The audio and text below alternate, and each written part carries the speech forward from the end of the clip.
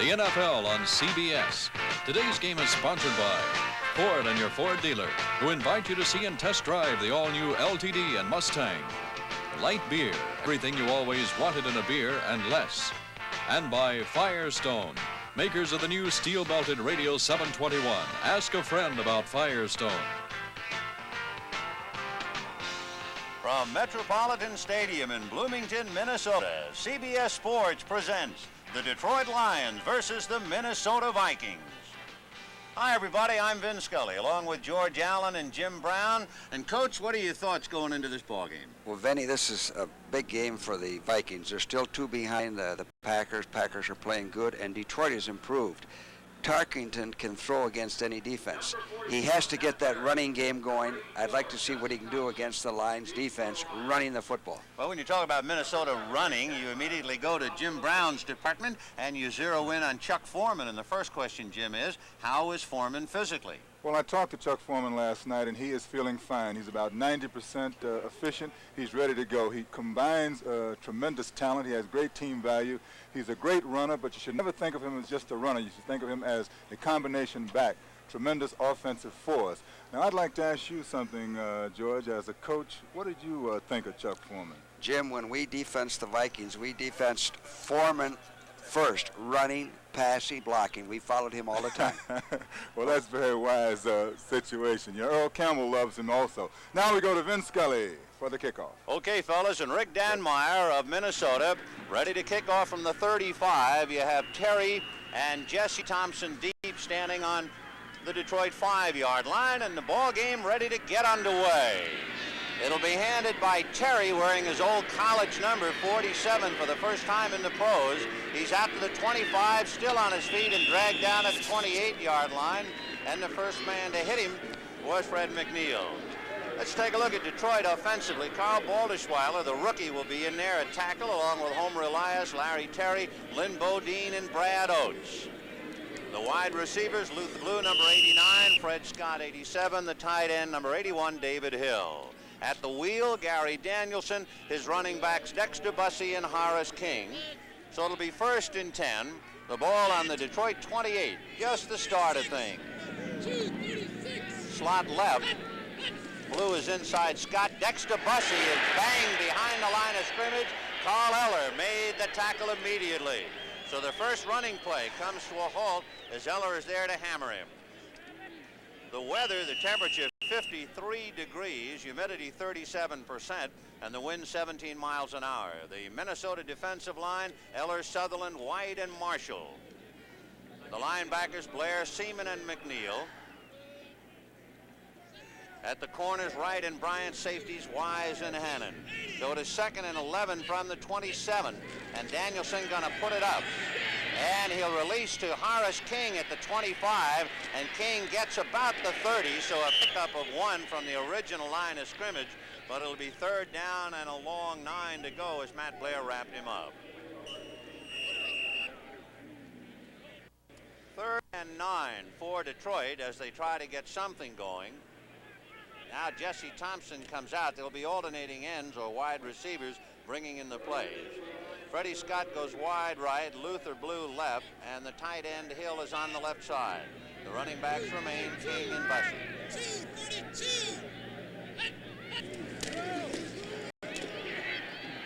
Oh, Horace King running into a gang, picked up about a yard. James White made the initial hit.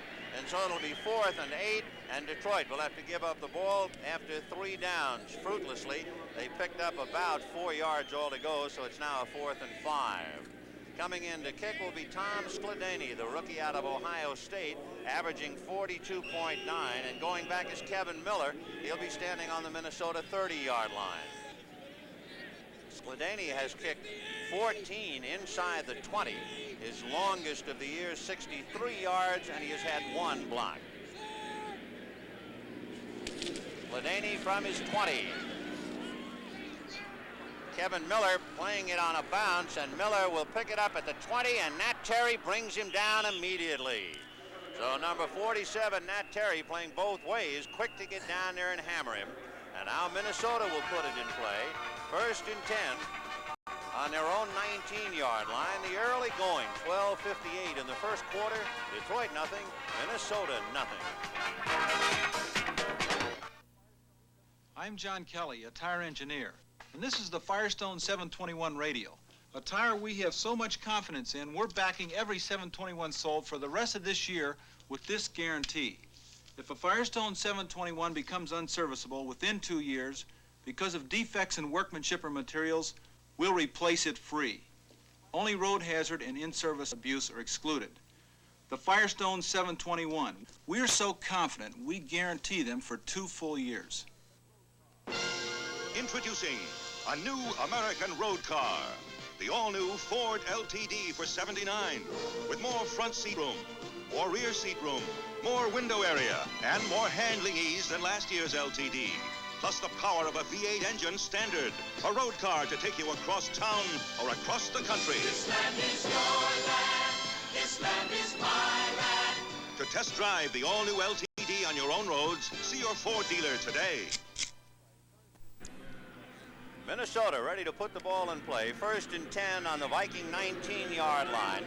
Bob Tucker is wide right with Young in a slot inside Ahmad Rashad. And the running backs were Sammy White and Chuck Foreman.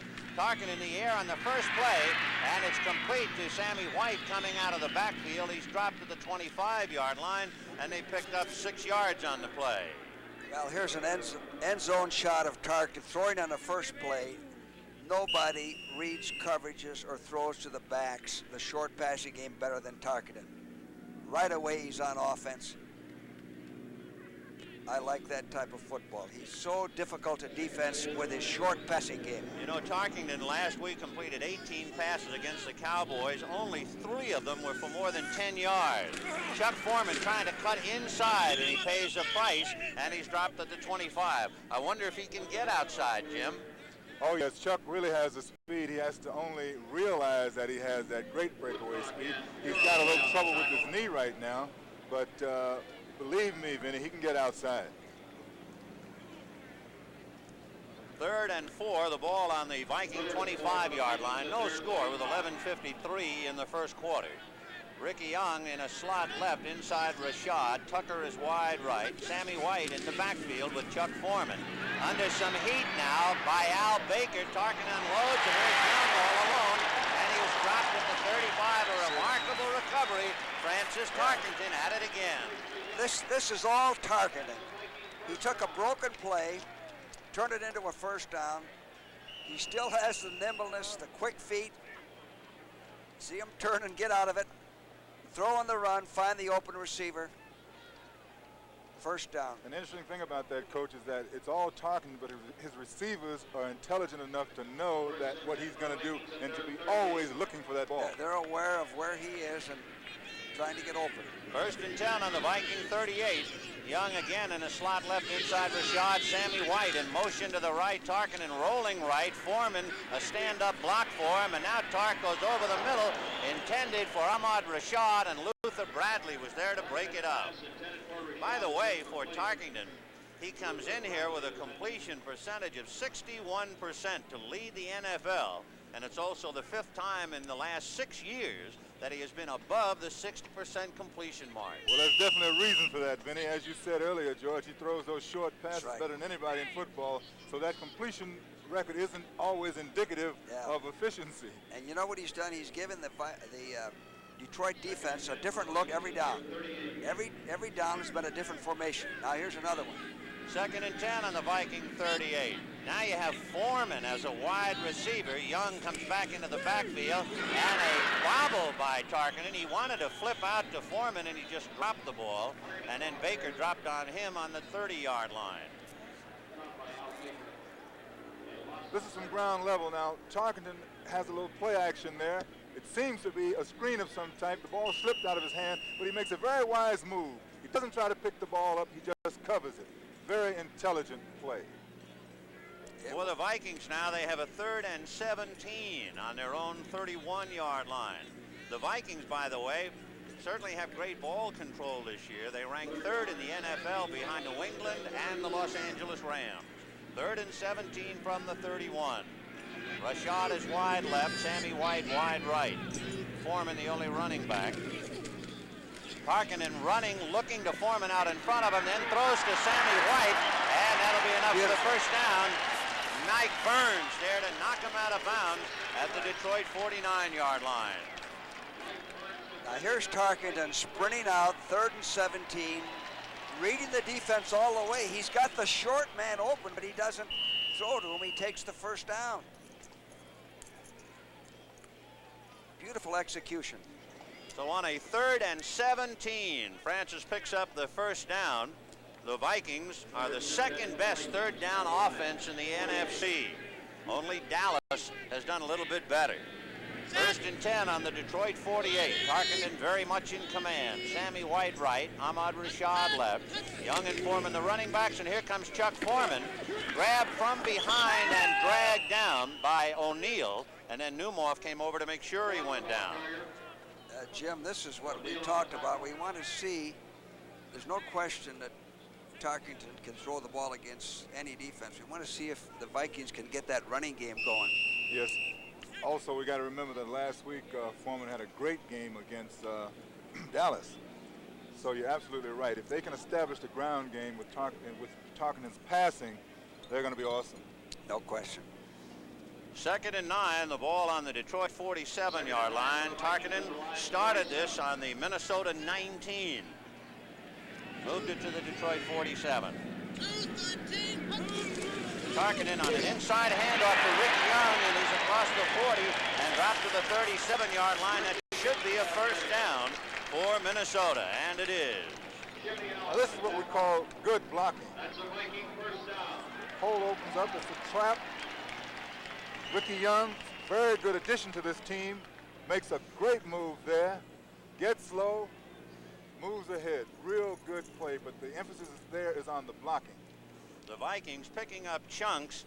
They were successful on a 3rd and 17. They have just picked up a first down on a 2nd and 9, and they have it now 1st and 10 on the Detroit 37. Rashad wide left, and Sammy White goes in the slot. Chuck Foreman is hit behind the line of scrimmage, and coming through to get him is Dave Purfoy out of Michigan, a 7-year veteran. Purfoy right there to hammer him. He didn't have a chance on that one, Jim. He just slashed, Purfoy just slashed down, and no one blocked him. Exactly right, but Foreman seemed a little tentative there. That might be one of the new plays that the Vikings have been putting in. You know, they're now using different innovations, Coach.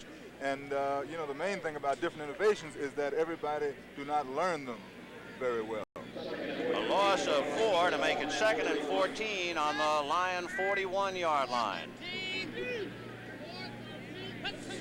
Tarkinen spun around and dropped. Doug English was right there to hammer him at the 45-yard line. Bud Grant, hands stuffed in his pocket, a rather familiar pose, although for Tarkinen that was not a familiar picture, as Doug English, a 4-year man out of Texas, tied him up. Yeah, here's a shot of both benches on the same side. I think this may be the only ballpark left where you have both teams on the same side of the field. Sometimes it can cause a problem when players get too close together. So Monty Clark watching his young Lions scrapping with the Vikings. 3rd and 18 from the 45. So Tarkinen has to come up with another big 3rd down play. He succeeded 3rd and 17. We'll see about this time. And he's going to flip to Foreman, who drops it. And that's a rather important pass for Foreman, because the first pass reception Chuck makes today will make him the all-time Minnesota leader. He enters the game tied with Bill Brown. And there was number 285, but he dropped it. You know what Tarkinen did that time? He sprinted out to his left. The last 3rd and long, Jim, he sprinted out to his right. So he's keeping that defense off balance. Now we'll take a look at Greg Coleman, a 2-year man out of Florida A&M, recently cut by Cleveland, and Minnesota picked him up right away. Jesse Thompson is standing on his 10, and Luther Blue is up in front of him. And we'll see now about the punt. It's angled down the right sideline, hits at the 13, and goes out of bounds at the 3-yard line of Detroit. Great punt. That's the 4th time out of 14 punts that Coleman has kicked it inside the 20. Take another look. Coach, you mentioned this before the game, that this guy could really kick that ball out on the 1- and 2-yard line. Jim, with the new rules, it's important.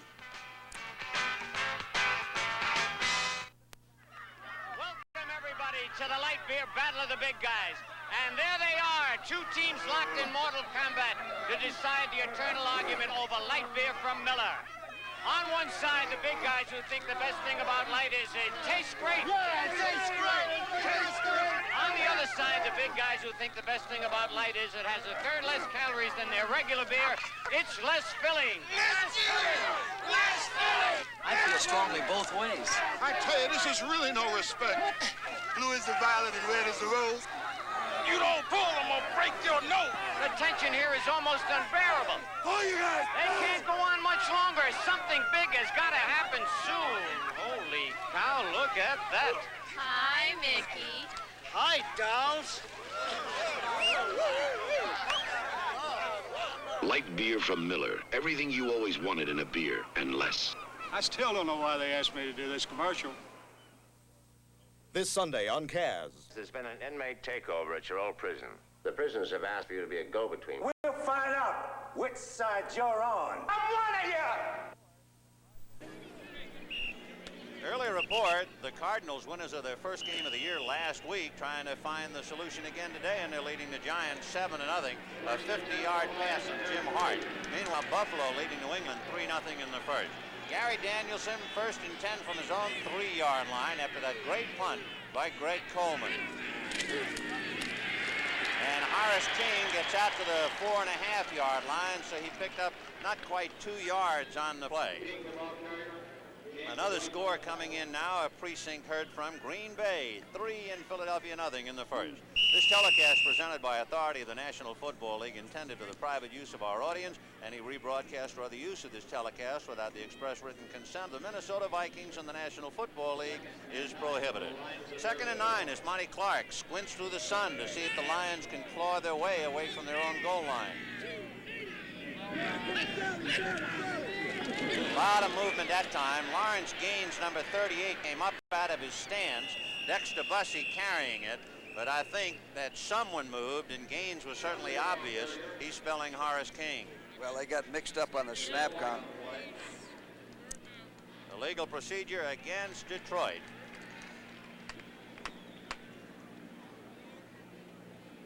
Luther Blue bringing in a play. And Jesse Thompson goes out. We have 7 minutes and 19 seconds to go in the first quarter. No score. Offense, penalty decline. So it was Lawrence Gaines who came up out of his stance. Penalty declined. It is now 3rd and 7. The ball is almost on the 6-yard line, so they've been able to move it 3 yards. Second man, Dexter Bussey, with Jim White having him by the shoulders. Bussey dropped at the 9-yard line. And now, here comes a special unit led by number 15, Tom Skladany, who will be asked to kick it out. And, of course, the Vikings figure to have good field position. Kevin Miller goes back to handle the ball, and Kevin standing at midfield. So Tom Skladany will be kicking it out of the Detroit end zone. The Viking defense did their job. Forced a punt. Should give them good field position. Skladany. That you really like, George. Yes.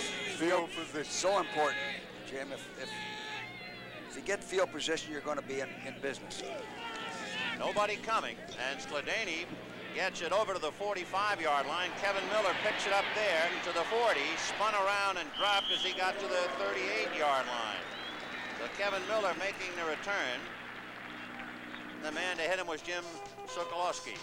So no score with 6 minutes and 25 seconds to go in the first quarter. The Lions and the Vikings. You give a man a couple of days to himself and a Black & Decker workmate, and there's almost nothing he can't do. You can pound on it, saw on it, hammer on it, and sand on it. The sturdy vice jaws do the holding for you. You can clamp on it, paint on it, cut a shape on it, drive a screw on it. There's almost nothing you can't do. When America has a job to do, it reaches for Black & Decker. Take any razor available in America. Now there's an electric shaver that will shave as close or your money back. The Remington XLR. Remington can guarantee a close shave because of our unique 3-part system. The first head shaves close, the second closer. The exclusive Intercept cutter is designed to shave longer hairs. The Remington XLR. It shaves as close as a blade or your money back. Available at over 1,300 Kmart stores across the USA. I'm Lynn Swan of the Pittsburgh Steelers, and I hope you'll do it the American way on Election Day. Go to the polls on Tuesday and vote for the candidate of your choice.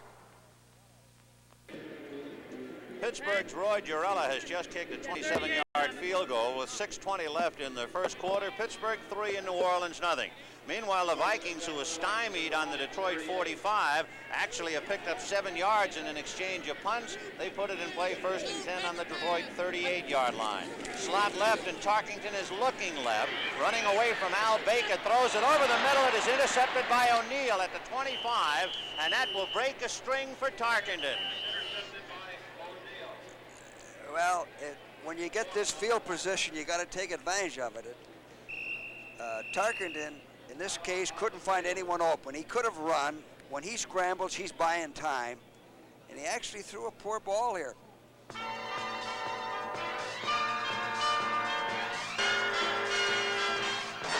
This is the Kmart 672, Kmart's best car battery. Like another leading premium battery, the 672 is calcium lead constructed. Like one other premium battery, it's truly maintenance-free, completely sealed so you never add water. But the 672 has one other feature you'll find only in Kmart automotive products. The 672, Kmart's best battery, is Kmart priced.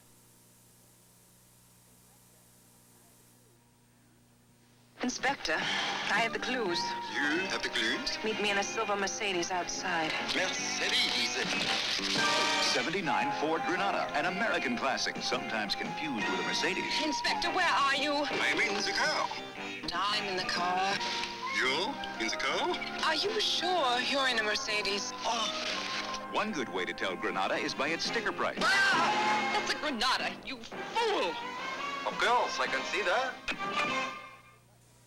Next Saturday at 4:30 on the CBS Sports Spectacular, see Hugo Coro defend his World Middleweight Championship against Rodrigo Valdez. You'll say, you saw it on CBS Sports.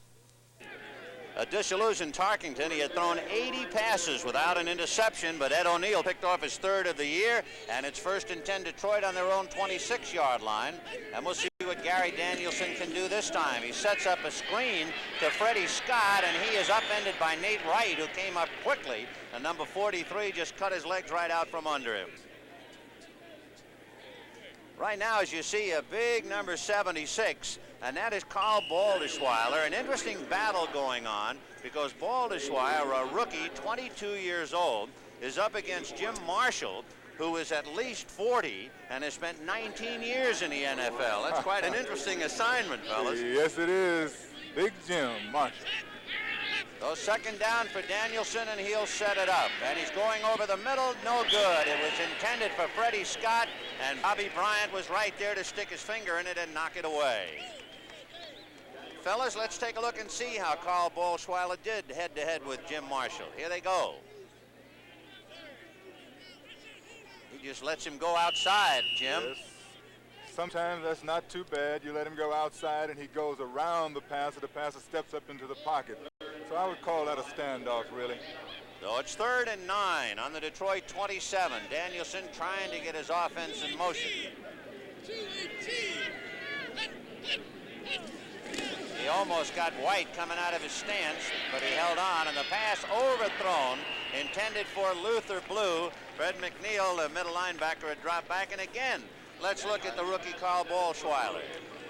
Well, we have a passing situation where Jim Marshall is running a stunt, taking it inside. So he just turned him over to the guard. Did his job.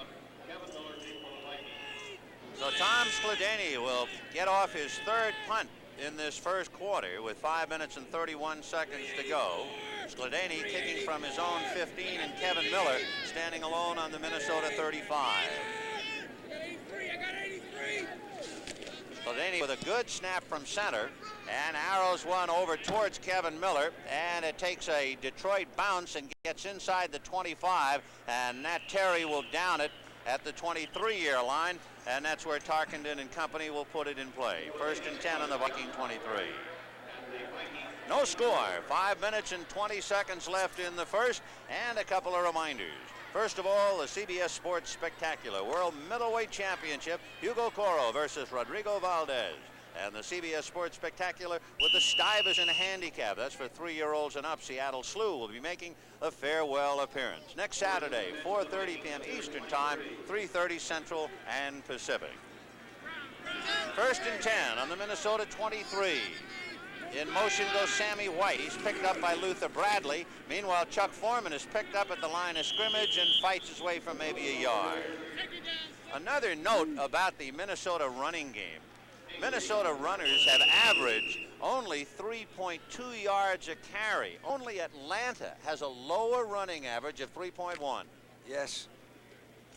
And speaking of Atlanta, they're down 3-0 to San Francisco in the early going, a 20-yard field goal by Ray Wershing. 2nd and 9. Again, Sammy White in motion. Targeting play action fake to Ricky Young. Now a wobbly pass that is caught by Ahmad Rashad at the 39-yard line, and they pick up the first down. Well, every play, Tarkenton's been in a different formation. Here's a play action rollout. He comes around, he has the option of running or throwing off of motion. Now watch this, makes the fake of the draw. He comes out, he can throw deep or he can throw short. First down, good execution. 1st and 10 on the Viking 39.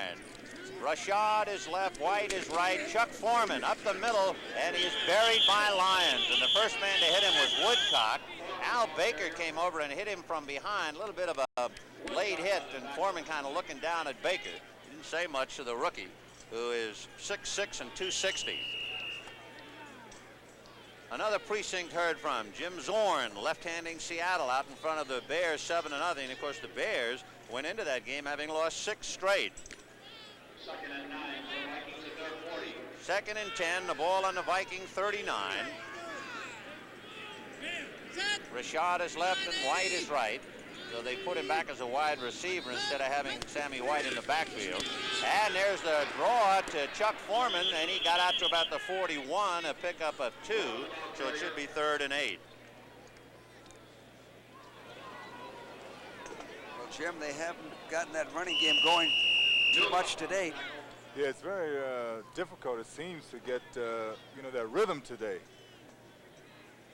Fellow we're looking for to see if he'll handle the ball is Ricky Young. Gained more than 10 yards and only 1 carry this year. And of course, as a senior, he was averaging almost 7 yards a carry at Jackson State, so it's a tough transition for Ricky Young. There's Ricky Young now, number 34.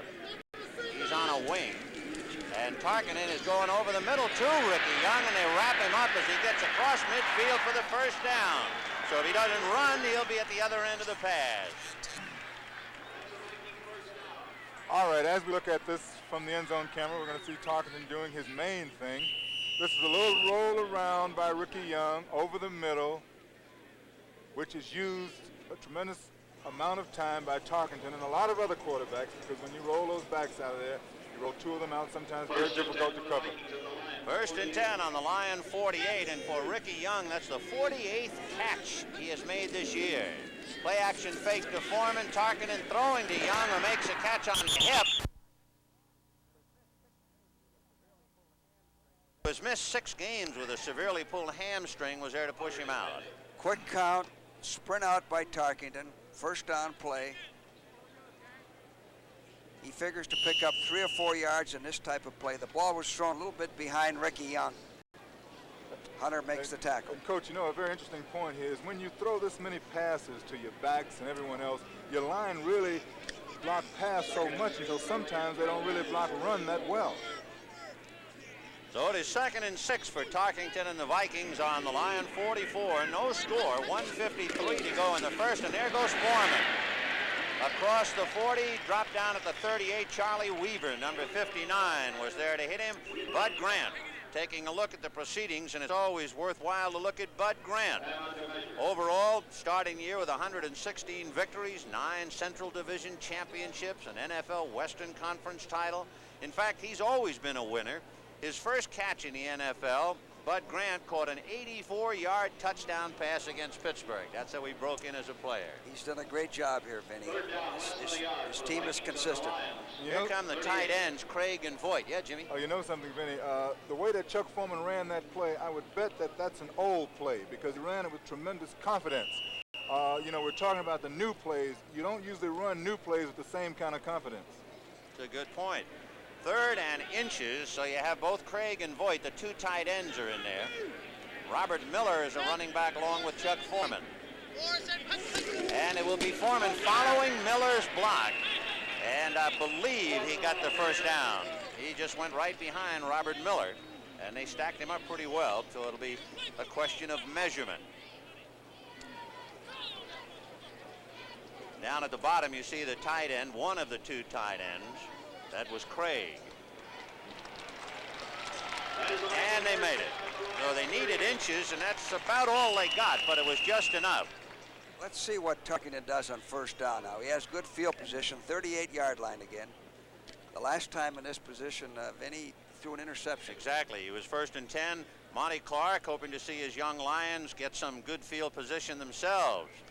The defensive club has really had to work in the early going. 1 minute left in the first quarter. 1st and 10 on the Lion 38. Rashad is left and White is right. Foreman the only running back. Ricky Young is on a wing. Chuck Foreman running into people, gets to the 36-yard line. So he picked up 2 to make it 2nd and 8. Bud Grant, after somewhat of a slow start, and one reason was Tarkington, and then suddenly Tarkington was avoiding the interception. He went 80 without an intercept and threw one today. In fact, he had only 1 intercept going into this game, his last 148 passes, so things settled well for Bud Grant. And Vinny called a brilliant game last week against Dallas, although he didn't get the same amount of yardage as before. So Francis Tarkington, 18 years out of Georgia, has his ball club on the move, 2nd and 8 from the 36 of Detroit. Tarkington to Ricky Young, got away from Ed O'Neill. O'Neill had both arms on him behind the line of scrimmage, but he was able to break the tackle. Paul Newmar finally brought him down with help from Dave Purifoy. Well, he's mixing his calls, Jim. He's pounding out right now. Well, we have run out of time. The first quarter is history. The Vikings have been on the move, but the young Lions are stiffening. No score. Hasn't been much in the news lately about the Korean influence scandal. Maybe because there wasn't much to it, but maybe there was. I mean, they talked a lot about how to get Koreans to testify under oath, but it takes 2 to make a bribe. Why didn't they get the congressman to testify under oath and in public, like with Watergate, and not just the scapegoats, but the big guys, too? It seems perfectly clear that the Democratic leadership in Congress didn't want us to hear the whole story. We need some new leadership. Only way that's going to happen is by electing a Republican Congress. Thanks for the tour, fellas. Man, it's dark and dirty down in the mine. But Ken here drives home in the cleanest car you ever saw. And every time he fills it up with gas, he has an easy pouring bottle of STP gas treatment, because it gets in there and helps keep that carburetor clean. And that's the way this young man wants it. I take good care of what works hard for me. So for my car, it's STP. Before we rent you a GM car at National, it gets checked out by the big green team. Willoughby, this old's cutlass. Oh, top condition, Coach. I checked all 10 items on the maintenance checklist. Spare tire? Wipers? Horn? Then, after we check our cars, we check our checkers. And did you sign the list? Coach, just checking, Willoughby. Just checking. The big green team. We're National Car. This is Vin Scully along with George Allen and Jim Brown, and fellas, about as fast a quarter as you'll ever see. Yes, quick huddles, a lot of passing, short passing game. Not many timeouts. Meanwhile, the Vikings now, 3rd and 6 on the Detroit 34. That's their deepest penetration as you look at the 3rd down conversions. 3rd and 6 for Tarkington, Young on a wing. Sammy White wide right, Foreman all alone. Rashad is left. Tarkinen looking at Foreman, but he's going to throw beyond him, and he's got his man inside the 20-yard line. Sammy White making the reception, brought down by James Hunter. I wonder if they're picking on Hunter now, Coach. Well, here's what Tarkinen does exceedingly well. Rolls out to his right, the defense is left. He can run here. He's buying time to throw the football and pick up the first down. Working in front of Hunter. Tarkington is now 7 out of 10 for 78 yards. It's a 1st and 10, just shy of the Detroit 18-yard line. Rashad is left with Sammy White in a slot. Young on a wing, Foreman the sole running back.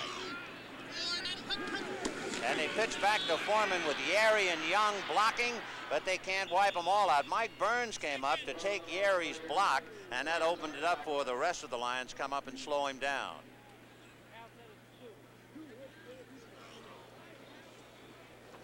They will spot the ball at the 16-yard line, so a pickup of 2 will make it 2nd and 8 on the Detroit 16.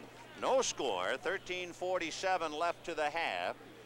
Jim, Minnesota holding the ball most of the first quarter. Yeah, Jim, in this situation, he has run quick traps on 2nd and long.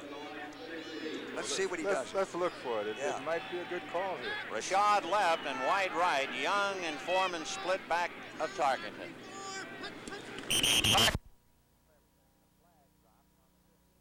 Everything, and a flag dropped on the 15-yard line.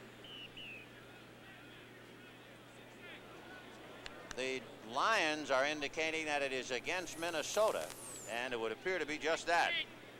So the Vikings holding on, and Cal Lepore, our referee, will mark it off and then give us the official call. With 13:24 to go to the half, no score, the Vikings and Lions. And here's Kyle's call. False start, 68. Offense, 2nd down. That's Charles Goodrum, guard on the left side for Minnesota. False start coming up out of his stance. So it's 2nd and 13 on the Lion 21-yard line. Rashad is left and White is right. Tarkinen is looking left and lobbing it for Ricky Young at the 15 and he's 10-yard line. Coming underneath was Luther Bradley, and Charlie Weaver, the linebacker, went over the top. But there's the #1 pass receiver for the Vikings, Ricky Young. This is going to come right into your living room, ladies and gentlemen. We got good cameramen here today. Tarkin, of course, goes back, no rollout, no sprint out, throws a beautiful ball. Coming right to us, Ricky Young, who has to learn to catch if he's going to play for the Vikings. By that I mean, if you're a back, you always have to catch the ball because you're going to get the ball. Bud Grant has kept him busy now. 49 pass receptions for Ricky Young. It's 3rd and 1. The ball is on the Lion 9. And Foreman going over the pack would appear to have fallen forward.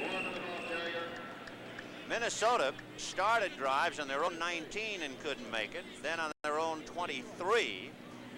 And now they have moved it down inside the 10-yard line, and we'll see if it's enough for a first down. They'll have to measure. If so, we'll have a 1st and goal. And this young Lion ball club being moved back, but very slowly. They are grudgingly giving up the yardage. And Monty Clark now wants to get a closer look as they measure, and it is a 1st down for the Vikings. So Monty has to be a little unhappy now as the Vikes are getting closer to the goal line and the scoreboard. 1st and goal on the 8. Stu Voigt, along with Craig, the 2 tight ends come out. Robert Miller is in there now to run along with Chuck Foreman. You know, Vinny, you can never underestimate a knee injury. 95% isn't 100% for Chuck Foreman. Well, we'll see what happens now. 1st and goal from the 8 with Foreman and Miller, the running backs. 2-13. Talking into Robert Miller, and he just runs into a Lion team meeting at the 10-yard line, and he's chewed up. John Woodcock, number 77 on the bottom, along with Doug English and Al Baker, and they were right there to read it. The defensive charge they had on a tight inside defeated that play. So So it's second and goal on the 10, and we get a report now Atlanta has taken over the lead on a touchdown to go out in front of the 49ers 7-3. That was from 1 yard out. Steve Bartkowski sneaking over. So Bartkowski, who looked like he was seriously injured Monday night against the Rams, is well and playing. Second and goal from the 10. Tarkinen looking left under some heat, and he gets away from Baker and English. Now English is after him again. Woodcock hits him as he throws it away. So Tarkinen was scrambling with English and Woodcock, and John Woodcock, who is 250, brought him down. Well, here's Mr. Scrambler himself. In this particular case, as you watch him, he could have scrambled for some yardage, but he decided not to. And he did an excellent job of getting rid of this ball and not taking a big sack and losing yardage. Well, there were two debatable points there, Coach. I think he could have scored if he wanted to run the ball. Well, that's what I mentioned. He could have. And also, I think there's a little grounding there. He got hurt last year, and I'm sure he doesn't want to take any chances. Definitely. Third and goal from the 10. Ricky Young is back in there with Chuck Foreman. Ahmad Rashad wide left, Sammy White right.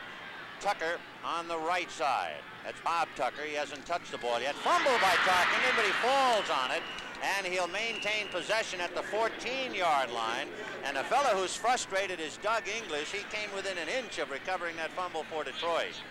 Well, it's the second time that this has happened in this game.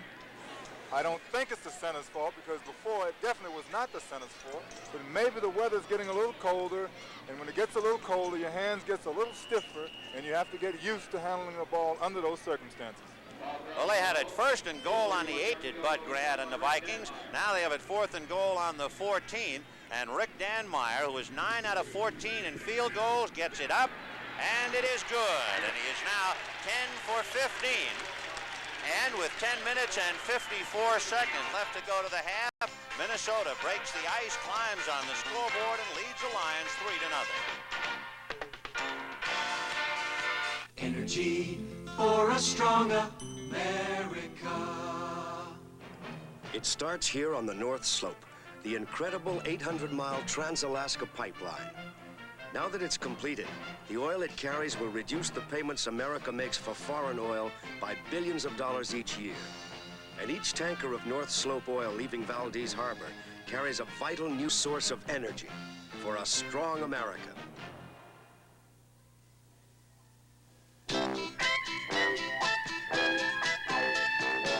Wendy's presents hot and juicy hamburgers.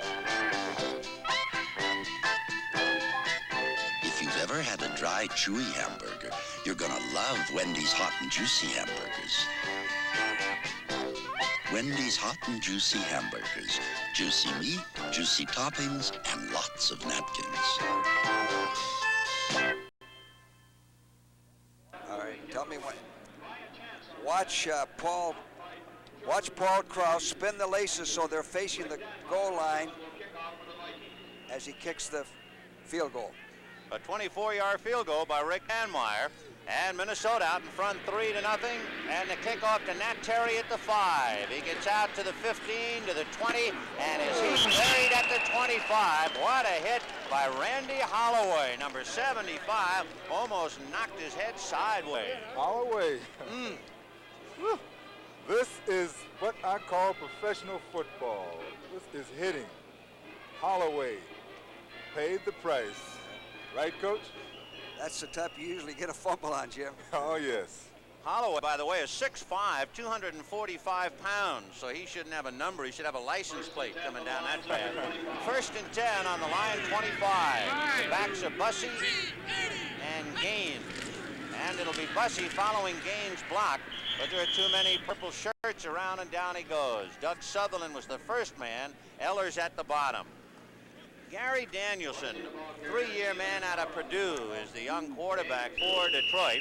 He comes into the game with a 54% on his passes. He's averaged almost 6 yards of completion. He has 7 touchdown passes. He has thrown only 6 interceptions, and his longest pass of the year prior to today, 47 yards. 27 years old out of Purdue, Gary Danielson, and a free agent 2 years ago. And he is He's going to be dragged down and got away from White and Marshall, but not from Sutherland, who drops him at the 15. Well, you know, Vinny, Detroit hasn't made a first down running or passing. White and Sutherland on the tackle of Danielson. The Viking defense is dictating to Danielson. Right now, he has no one to throw to. He's trying to find an open receiver. The rush gets to him. He wiggles loose. And on a mountain weighing And then gets sacked. The Viking defense is in complete control. It is 3rd and 20 from the line, 15-yard line, because of that sack. Danielson now will have to come up with a big play, and there goes Horace King trying to get outside Marshall. He gets out to the 20 and to the 25-yard line. Bobby Bryant was there to grab him underneath, and then McNeil, along with Hannon, finally made the tackle, and Detroit will have to punt again. Tom Sladany will be called in to kick it, and for Monty Clark, he has to be very proud of a stubborn young Lion defense, but his offense is sputtering in the early going. 9:14 left to go to the half. Sladany will be kicking from his own 10-yard line. Kevin Miller all alone on the Minnesota 40. And the Vikes have Nate Allen trying to get in, but they take him away. And here's Kevin Miller's return from the 35 to the 40 to the 45 on his feet and into daylight. And Sladany can't quite get him, but slowed him up, and he's finally knocked out of bounds. If Tom Sladany doesn't trip him up, he goes all the way. As it is, he is knocked out at the 18. All right. Now let's look at this. There's a little hesitation there. The main thing about this punt is that it was low enough so that it really wasn't covered very well. The blocking develops. The tackling really isn't as poor as it looks because those angles are very difficult when a man is moving with that kind of speed. There's Danny does a great job right here, just like you said, Benny, because he tripped him up and allowed the tackle there. Great run the back. Vikings now capitalizing, have it 1st and 10 on the Detroit 18, and a tired Lion defense is back on there again. Here goes Ricky Young inside the 15, a flag on the play. Ricky Young, the ball carrier, there's a flag on the play. Ricky Young carrying inside the 15, and there's a flag. And it'll be a holding preliminary call against Minnesota. Boy, a penalty in here hurts, Jim. Terrible time for a penalty, Coach. So from 1st and 10 on the Detroit 18, they'll move it back to the Detroit 28-yard line with Minnesota leading. Let's listen to Cal Lepore.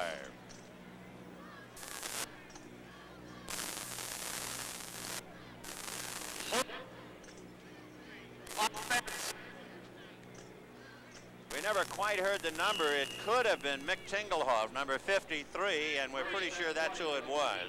So 1st and 20 from the Lion 28. Ahmad Rashad is wide left, Sammy White right, and White now is in motion. Play action fake to Ricky Young. Tarkinen under a rush sets it up to Bob Tucker.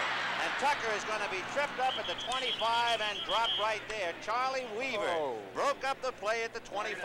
Wow, that was a matter of timing. Now, as we look at this, think of Tucker hesitating just a little bit more to let his blocking form and get out in front of him. He was just up in there a little too quick. Now, as you look at him, you see right here, he's tackled, but that's a matter of timing. It could have been a great play. As it was, it only picked up 3, so it is 2nd and 17 from the 25-yard line.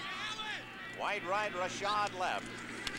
Tarkinen with Foreman out in front of him, looking for help, dumps it off Foreman's hand, flag on the play. Al Baker was right there. He's pounding the ground in frustration. Well, one thing Detroit's going to have to do is contain Tarkinen on these sprint outs.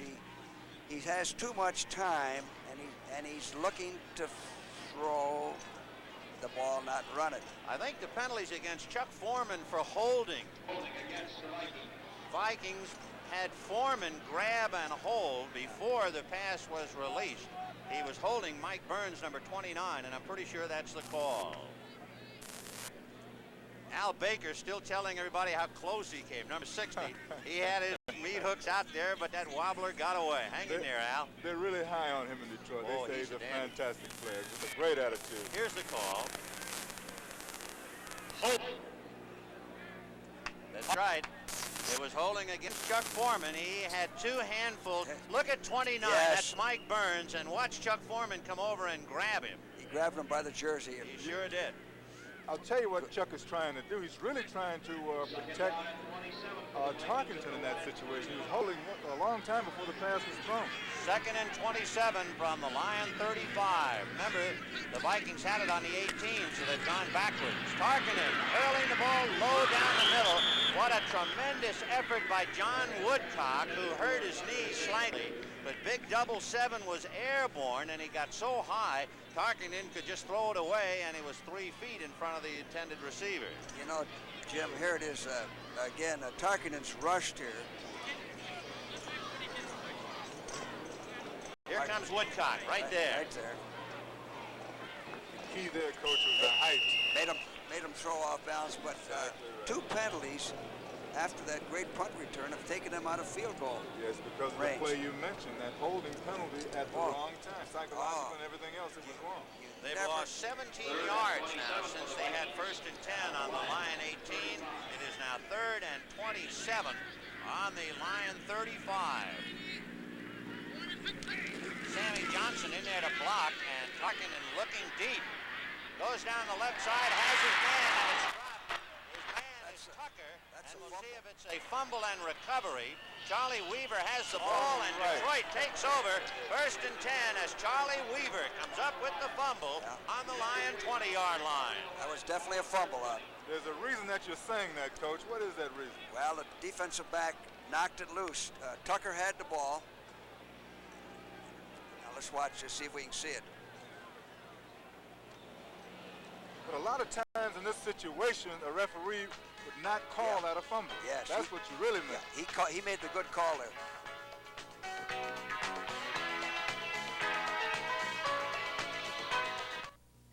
To every secretary who ever asked why centering a line can't be automatic, and why setting up columns, and indenting, and underlining, and erasing too can't be automatic.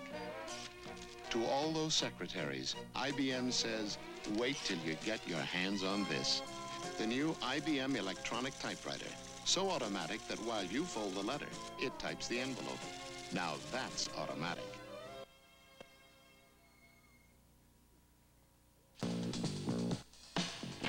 Introducing a whole new breed of Mustang. The all-new 79 Mustang from Ford. With a new aerodynamic design, precise handling, and Mustang performance from options of V6, V8, even a turbocharged engine. Mustang for 79, the new breed in 2-door and 3-door models. Capture one at your Ford dealer now. Next Sunday on CBS Sports, see NFL doubleheader action. Check local listings for the games and times in your area. You'll say, you saw it on CBS Sports. Tucker trying to keep his hands warm, having just fumbled. Charlie Weaver recovered. The Lions put it in play 1st and 10 on their own 20. Detroit really dodged a bullet. Luther Blue in motion to the right, and the second man is Gaines, and he gets up to about the 22-yard line. Charlie Weaver, the man who came up with the fumble recovery, number 59. And for those of you who remember the USC Wild Bunch, he is 8 years removed from USC. He played a big part in the 1970 Rose Bowl victory over Michigan, and naturally Detroit fell in love with him. Charlie Weaver. New Orleans leading Pittsburgh 7-3 in the second quarter. 2nd and 7 on the Lion 23. Gary Danielson has been unable to move the Detroit offense at all up to here. Danielson to Horace King, who spins across the 25, drops to the 27-yard line. McNeil had him by the ankles. You know, man, we have an interesting thing here. Detroit hasn't made a first down, and yet they're in the ball game only behind 3 points. Exactly right, and I think that is what Monty Clark is hoping for, to stay close and then maybe be able to pull it out. You've had an interception and a fumble turnover, plus a bitter holding penalty against Minnesota. Big third down play for Danielson, trying to keep the drive alive from the Detroit 27-yard line, and Gary's going to put it up. Eller has him and falls down. Danielson throwing and a diving reception. No good. The tight end Hill made the catch, but he went skidding out. Take another look at that effort by Dave Hill, number 81. You'll see Eller, number 81, coming in there, left-handed but fell away. And now Danielson spots Dave Hill, and take a look at the dive by the big tight end, and you call it. He goes skidding out of real estate. It was a good call. Great effort by Hill. So Tom Sladany will have to kick it out of there. He's going to be an excellent tight end. Sladany punting from his 15. Kevin Miller on the Minnesota 35. And there it is. Kevin Miller making the reception on the Viking 30-yard line. Gets to the 35 and is dragged down at the 40-yard line. Bill Gay able to tackle him. Let's take another look at that, Coach. Well, Eller almost had him. He didn't keep outside leverage on him, which you have to do on a quarterback who can run. Now, Hill is coming across in a crossing pattern and has to leave his feet and dive for the ball. And he's out. He's out. It's a close call. That picture didn't show it, but I agree with you. My old buddy Jim was a great umpire. He was quick on his feet. He's got eyes like an eagle. I'm still quick because I don't get filled up. I drink light beer from Miller. Light tastes great. It's less filling. It's got a... What's it say? Here you go, Jim. Try those. Oh, yeah. A third less calories than a regular beer. Hey, you're Boog Powell. Hey. Light beer from Miller. Everything you always wanted in a beer, and less. Introducing the new Ford Pinto for $79. A new design for a little American workhorse. New up here, new back here, new in here, and a parade of new design Pintos to choose from. The new Pinto ESS, a new cruising wagon, a new Pinto Squire, a new cruising sedan, and a new Pinto wagon. So join the band. See all these new design 79 Ford Pintos. A little American workhorse at your Ford dealer. Once again, Bud Grant sees his Vikings in good field position. They have it 1st and 10 on their own 42-yard line. Rashard wide right, and Sammy White is in a slot and now in motion. Young on the wing, Foreman all alone. Tarkinen pitching back to Foreman, and he's brought down. A good play by Charlie Weaver. Purifoy hit Tarkington, and I think there'll be a penalty charged against Dave Purifoy, number 75. Tarkinen is still down on the ground. This is what George Allen calls a delivery sack, although at this time I think Tarkington would be considered a runner, right, Coach? Yes, he would be. It's an option play, yeah. So I think the call is a little debatable. Let's look at it again. Now, this is an option play. He's a runner at this time, but I guess there was a hesitation, so I think the official is exactly right on that. Well, he got drilled if you saw that hit. Purifoy hit him high, helmet right about into the face, and Purifoy is 255. If you recall, this is what happened to Kilmer last week, and the same type of play, a weak side option. He doesn't want to run the ball, he wants to pitch it. That's when Tarkinen says to Bud Grant, as we'll take one more look. Watch how Purifoy, number 75, will hit him helmet and right into the nose guard. Boom! And you can understand why Francis is shaken up. Well, he was never the threat of a runner. Purifoy's momentum didn't carry him into Tarkinen. Well, here comes Bob Lee, a 10-year man out of the University of College of Pacific, and Fran Tarkinen, who took that helmet in the mouth. He took it. He's probably going to tell Bud Grant to take that play out of the book. That's too expensive. It looks like he cut his nose and lips. A pretty good lick by Dave Purifoy, who formerly played with Green Bay. So they call it the black and blue division, and there's a little red in there as well. So Bob Lee will pick up for Fran Tarkinen. It's 3-0 Minnesota. 5 minutes and 53 seconds, and Francis took that shot in the mouth directly. And Francis evidently heading towards the dressing room, and they'll have to work on him. So Bob Lee will take over. has not played much. And he gives to Ricky Young with Goodrum out in front of him. Goodrum blocking Weaver, and that makes the play go out to the 35-yard line. So Charles Goodrum leading the way, making a good block. Number 68, Goodrum,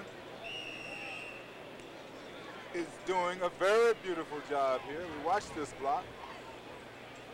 Key to this particular play. You can't ever overemphasize good blocking. He took Charlie Weaver right out of the play to Charles Goodrum, so it is 2nd and 1 on the Detroit 35-yard line. Bob Lee at the control. Sammy White in motion. Here goes Ricky Young. And he gets just about to the 30-yard line. And, of course, he picks up the first down as Francis Tarkenton leaving the field with a cut lip or mouth, or both. And he certainly does not figure to play anymore in the first.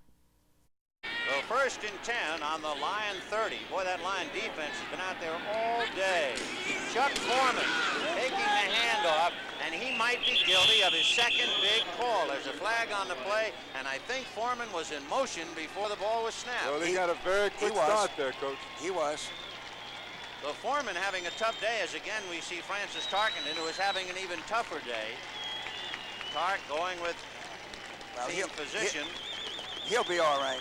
I'll tell you something, Coach. You're absolutely right. Vinny, whenever it's a mouth or teeth or lips, they always come back. That's right. Reminds me of Roger Staubach. He had his lips split open in a recent Dallas game, and Landry said to him after the game, "You checked off on the line, and I want you to look in the mirror, and every time you see that split lip, you remember not to check off again." Really?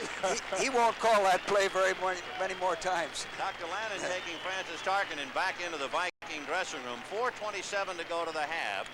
1st and 15 from the 35. The penalty was against Chuck Foreman. He was in motion, so Chuck's having a rough time. A big holding play against him, and now he was moving too soon. Lee looking down the right side, now goes the other way to the left side. No good. The intended receiver was Sammy White coming back over to the sidelines. Luther Bradley was there to defend. We can check his score. Philadelphia and Ron Jaworski out in front of Green Bay for the moment, 7-3. And it was John Sciarra on a 3-yard run. He's a handy guy to have around, Sciarra. They now got him in the backfield. Meanwhile, New England leading Buffalo 7-3. A 19-yard run by Morris Ivory gets New England out in front. 2nd and 15 from the Lion 35. It's Sammy Johnson, the up back, but it'll be play action fake by Lee. Under some pressure, and down he goes. John Woodcock, who made that leaping stop of Tarkenton, this time drags down Bob Lee. Well, Lee has a does not have the quickness of Tarkenton. Should try to get rid of the ball, not get this sack and take himself out of field goal range. This is the rustiness of a quarterback who's been on the bench. It's the second time in this quarter the Vikings have gone backwards. They had 1st and 10 on the Lion 18 and went back where a fumble was recovered. They had it 1st and 10 on the Lion 30, and now Lee sees his club is back on the 46-yard line. It's 3rd and 26. Lee with his back staying in to block. Unloads, and it is picked off by Luther Bradley. He took it away from Ahmad Rashad, and he's knocked out of bounds on the Lion 29. And boy, you've really got to congratulate the young Lion defense. They played great. Jim Lee put this up for grabs here. He threw it off balance. Watch him going back. Yeah, it really represents the fact that he really hasn't had playing time, Coach. He did that on a pass, previous pass.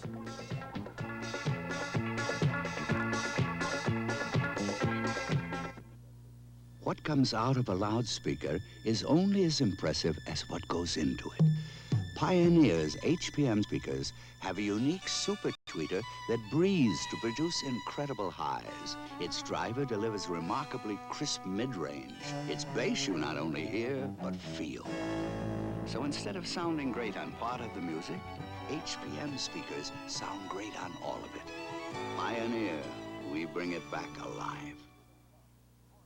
Alcoa can't wait. Here they come, pouring in from California and Vermont, from Texas, Oklahoma, and Georgia, from all over the country. Billions of used aluminum cans headed for recycling. Today, about 1 out of 4 aluminum cans is recycled and used again. Tomorrow, maybe 1 out of 3. Someday, maybe every one of them. We can't wait for tomorrow. Alcoa can't wait. Next Saturday at 4:30 on the CBS Sports Spectacular, see Hugo Coro defend his World Middleweight Championship against Rodrigo Valdez. You'll say, you saw it on CBS Sports. So Detroit with 2 interceptions and a fumble recovery, bobbing and weaving. They're still behind, but only 3-0, and they take over 1st and 10 on their own 30. King and Bussey are the running backs behind Landry. Play action fake to King over the middle off the hands of Bill Gay. No, it's Fred Scott who came racing across and had his hands on it, but that's all. So it is 2nd and 10. Gary Danielson trying to get something going and give that Lion defense a chance to breathe. You know, Vinny, he's just a hair off, too, you know. Just a hair off. Jesse Thompson bringing in a new play now from Monty Clark. 2nd and 10 from the Lion 30-yard line. Danielson 2 for 6. Gained only 3 yards in the air thus far. 2nd and 10 from the 30. In motion goes Horace King to the left. And they pitch out and set up a screen, but Bobby Bryant is there to freeze him. And then King moves it to 30 anyway. But Bobby Bryant, the veteran of 10 years experience, number 20, came up to freeze him in his tracks. You know, Jim and Vinny, Minnesota has dominated the first half. And yet the score is only 3-0. Detroit's going to come up with a big play here. They can't keep, the defense can't keep playing this well. Exactly right. It can be a psychological factor, you know. It can be a very negative factor to dominate this way and not score any more than 3 points. Exactly. Monty Clark looking on to see if Detroit can keep the ball. It's 3rd and 10 on the Lion 30. They have been bogged down offensively. Danielson down the right side to Scott. Scott holding on to the ball, and if they give it to the receiver, Nate Wright will lose it, and it should be enough for a 1st down. The leaping catch by Scott, and he got it up to the 42, and they finally convert. Now, here's their first down of the half, and Danielson had time to throw, got set, drilled it into Scott, and he made a good play. The defender was right there. Can't play much better. And we have the beginning of what you were talking about. Yes, Jim. So there's the first down for Detroit. 1st and 10 on the Lion 43. King and Bussey, but Danielson going to put it up again, getting a rush, and it's deflected by White. They call him Duck White. Jim White, a 3-year man out of Oklahoma State, number 72. He's 6'3", and he got his hands up to knock it down. You can take a look at a kid who was a 1st-round draft choice in 1976. Number 72, here he comes, and up go the hands, and he deflected it. Doug Sutherland is also there. Sutherland can't recoup it, and there you see the 1st down. It's pretty one-sided. Minnesota 9, Detroit 1, but it is only Minnesota 3 and Detroit nothing. 2nd and 10 on the Lion 43. Blue left and Scott right. Danielson figures he can't run. He throws and completes it. Dexter Bussey handling the ball across the 45. And they'll spot it at about the 47-yard line. Seaman and Blair there. Well, Vinny, as we look at this from ground level, Danielson really doesn't want to throw this particular pass, but he has to because he doesn't have that much time. A broken tackle here would mean an awful. Imagine if someone invented a wonderful box and gave you a way to catch little pieces of your life so that you could see them again anytime by just dropping them into the box. Now, wouldn't that be something? Well, it is something. Polavision, Polaroids, instant movies. Seconds after you shoot, you've got it. And you'll still have it even when certain persons go off to college. We gonna be the Bowman champs tonight. Yeah. Are we having a problem? Yeah. Did I forget my press stone? Yeah. Take out the O, put in the 2. Put in the Prestone 2. Protect against freeze-ups and corrosion. Take out old, weak antifreeze and Put in America's most trusted antifreeze, Prestone 2. Take out the old, put in the 2. Put in the Prestone 2. And when you flush your cooling system, use Prestone Super Flush. With 2 minutes left to go to the half, it's a combination of Minnesota mistakes and the alertness of a Detroit defense that has been out on the field most of the first half, but they have picked off 2 Tarkinen passes, recovered a fumble. It is only Minnesota 3, considering the fact they've had the ball all day. 3-0 Vikings, and it is now 3rd and 5, and whoops, the Vikings were moving. Flag on the play. Danielson goes through with the play anyway. A pass intended for Freddie Scott, no good, but that should be a 5-yard penalty against Minnesota and an automatic first down. Coach, it must be frustrating, you too, Jim, when you have the ball as much as Minnesota has had and have only 3 points on the board. Well, Detroit, this is an improved Detroit team. Yes, it is. Monty Clark is doing a tremendous job there, great job. He's an old teammate of mine. I'm very happy for him. Defense is playing really great today. Much better team than what we saw before in Atlanta. Oh, yes, that was the day they had only 4 yards rushing in the second half and 22 in the game. Let's listen to Cal Lepore now. Lion first down at Minnesota 47.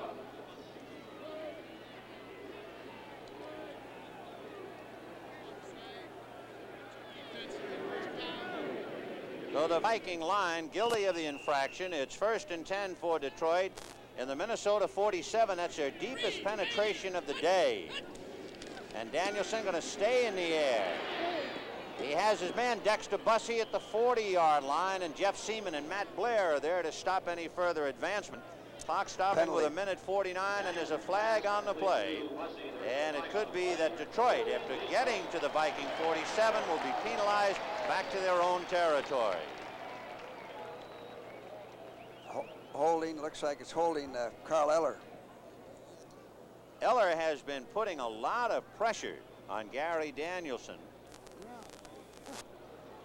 They tell us that Mark Mullaney started the year playing very well, and Eller, 15-year veteran, decided, hey, I want my job back. Exactly right, but the great thing about, Mark Mullaney is that he can play either side and spell either Marshall or Eller. There is Eller's left hand on Danielson, but he was held. So that'll put the ball back to the Lion 43. First down, and Danielson looking left. Again, Eller, and they set up a little screen, and it is Horace King getting to midfield, and Holloway buries him, but drives him forward with the tackle and knocks him down at the Viking 45. Detroit hit that just right. The Vikings dogged, and a screen is a good play against the dog. Now we're fighting the clock with 1:26, and Danielson on a 2nd and 8, throwing in a hurry, and has his man Horace King inside the 35. And the Lions are on the move. Benny Ricardo is the field goal kicker for Detroit, and he has kicked 11 out of 19 prior to today. And in looking at Ricardo's performance from inside the 49, from the 49 to the 40, he's 3 for 8, so they're trying to get closer. Here's what we got, Jim and Vinny. We got 1:20. A team that's been dominated. They have a chance now to go in at halftime tied or ahead, and they haven't been in the ball game. And that's exactly what Monty Clark was hoping for. And it's been because the Vikings have had penalties, mistakes when they got down in field position. Exactly right, and Clark probably has been conservative, hoping that they could get turnovers and stay close in a situation like this. Jim, how did you feel when you got down around the 20 and you had a penalty, a holding penalty? Well, I tell you, all of our team leaders, when we get around the 20, we're going in, we go to everybody and we say, look, sacrifice the play, but don't create a penalty. Do not create a penalty in this territory. That's great. You can't make the block, let it go. Don't hold. Don't make a mistake. Team leaders must do that. Gary Danielson with veteran Greg Landry wearing the windbreaker, and Danielson coming back in with a play from Monty Clark. 1st and 10, Lions on the Viking 34. This drive started on the Lion 30 when Luther Bradley came up with the interception. And the Lions are on the move. 3-0 Vikings, 1:20 to the half. Luther Blue is wide right, Freddie Scott wide left, Hill the tight end on the right side, King on a draw. And he gets to the 33. What about that call, Coach? You like it? I like that call. Good first down call. You're expecting pass. Fake the pass, run a draw. To the Minnesota 34. Second down and 10 for Gary Danielson. Eller trying to get at him, but he completes it to King, and he's dropped at the 20. Nate Wright to make the tackle. Horace King, who had caught 27 passes going into this game, picks up a big one. First down on the Viking 20. Timeout. With 55 seconds to go to the half, the Detroit Lions, who've been on the defensive all day, suddenly are underway. And our coach, George Allen, predicted this a long time before it happened. And, well, you got to take advantage of the opportunities. If you don't, the opposition comes up. They say, hey, we're in this ball game. That's right. Haven't done a thing and still in the ball game, right, Coach? Danielson got clobbered on that last play. Delivery sack, got hit. Gary Danielson at the wheel is 8 for 13 for 56 yards. And again, huddling on the sidelines, Danielson, a 3-year man out of Purdue. I think, Jim, they have 1 timeout left. I believe they've taken 2 timeouts. I think they have just 1 left. With 55 seconds left, and Horace King is coming to the sidelines. Larry Gaines is back in there for him. So Lawrence Gaines replacing Horace King. First and 10 on the Viking 20-yard line, thanks to that catch by Horace King. And with 55 seconds left, the Lions are getting closer to a tie or even a lead, depending upon what they can do with the ball now. First and 10 on the Viking 20. That's the deepest penetration for Detroit. Gaines is the up back. Next to Bussey behind him. Blue in a slot left. Looking left is Danielson, throwing high off the hands of Luther Blue.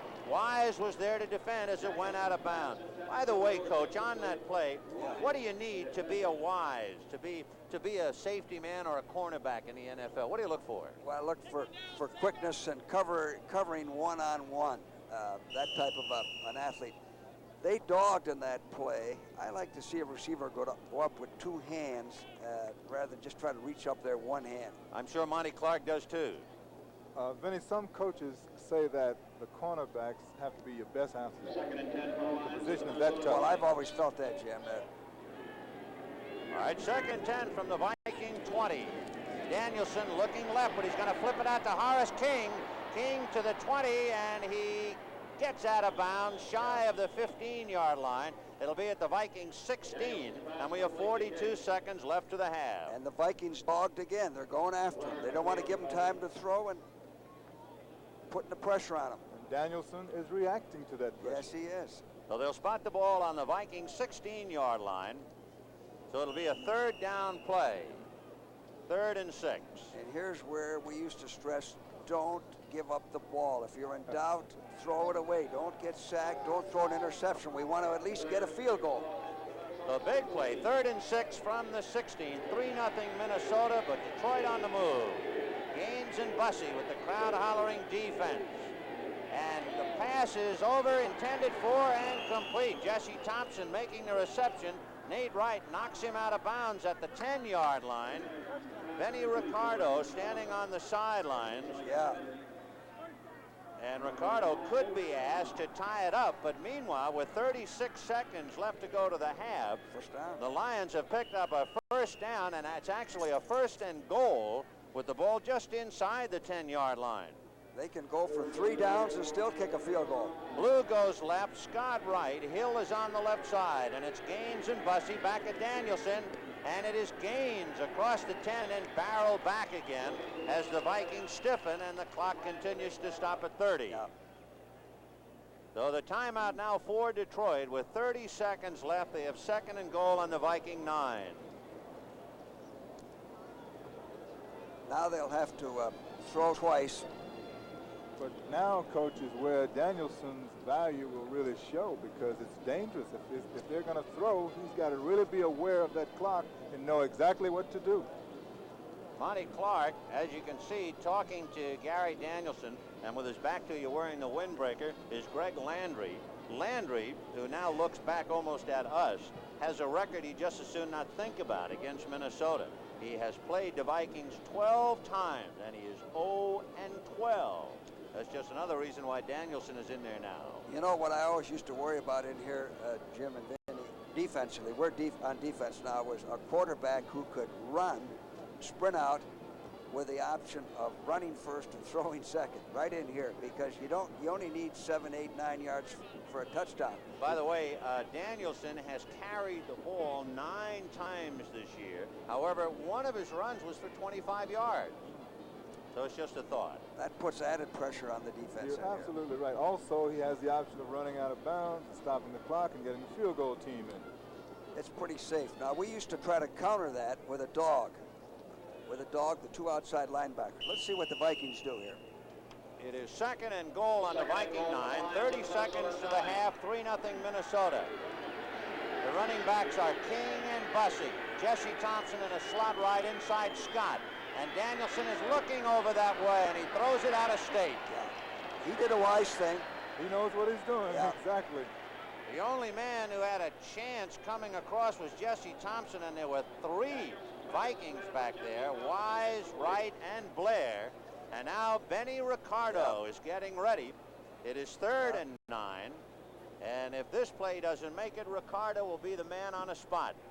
He's a 3-year man out of San Diego State, Benny Ricardo, who, among other things, owns a ladies' boutique, which is one for the books in the NFL. 3rd and goal from the 9. Scott is left. Blue is right. Time running out on Gary Danielson as he goes down the middle. He's got his man. Luther Blue, touchdown. Luther Blue picking up the touchdown, his 2nd touchdown pass of the year, and unbelievably the Lions lead. Well, he had the protection. He's got time to throw here. See the protection. He's following Luther all the way. An in move, which is very difficult to defense down in here. And Coach, as we watch Danielson, he's doing exactly what I wanted to see if he could do. He is showing his value as a quarterback. He threw the other one out of bounds, stopped the clock, get it way out. He threw the touchdown with authority. Benny Ricardo gets it up and good. And so the Lions, who started the drive thanks to Luther Bradley's interception, they put it in play 1st and 10 on their own 30. They go 70 yards to get on the scoreboard and lead Minnesota 7-3. You know, what's happened is just what we predicted. With 22 seconds to the half, and Francis Tarkenton already in the dressing room. You remember Tarkenton took a shot in the mouth and had to leave with a cut lip.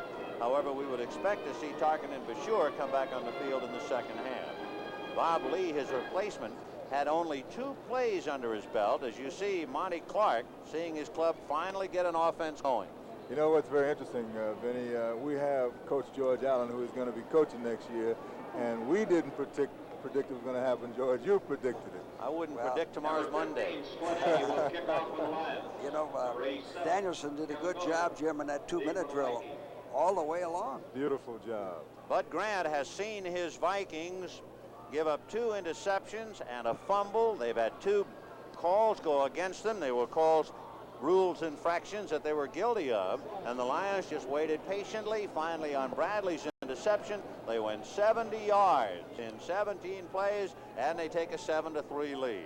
Let's see what type of kickoff we get here. Benny Ricardo will kick off. Kevin Miller is deep on his own 2-yard line, and we'll see now if Ricardo tries to kick it all the way.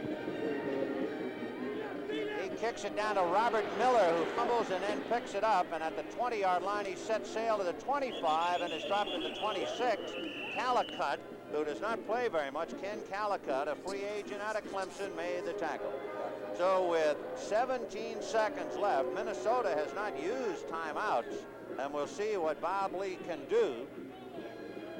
2 previous plays against the Rams. That was all Lee had worked this year. And with about 4 minutes to go in the half, he had to take over for Tarkenton.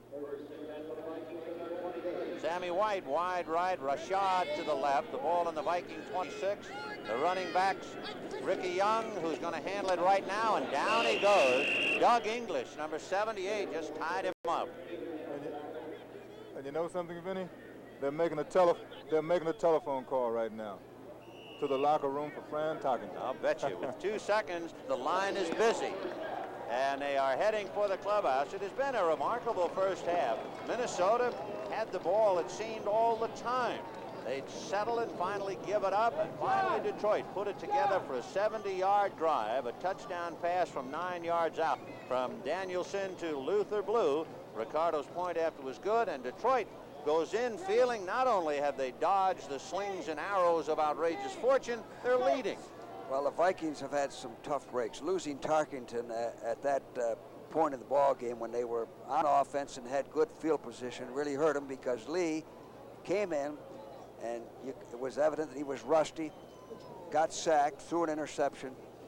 That changed the tide. Good point, Coach, but they were making too many mistakes when they had field position, as you pointed out earlier. That's really what killed them. The interceptions for Detroit by Ed O'Neill and Luther Bradley. There was a very big fumble by Bob Tucker, and Charlie Weaver recovered for Detroit. And that fumble by Tucker really took the air out of Minnesota. Remember, they had it 1st and 10 on the Lion 18 and completed the pass to Tucker only to give up the ball. And the Lions took over on their own 20-yard line. And as we looked at Bud Grant, you know, the fans, you know, didn't see it on television, but he was really giving Tucker a good tongue lashing in that situation, which is uncharacteristic of Bud Grant. It is interesting, too, that Minnesota won its conference last year with a -19 in turnovers, which seems almost impossible.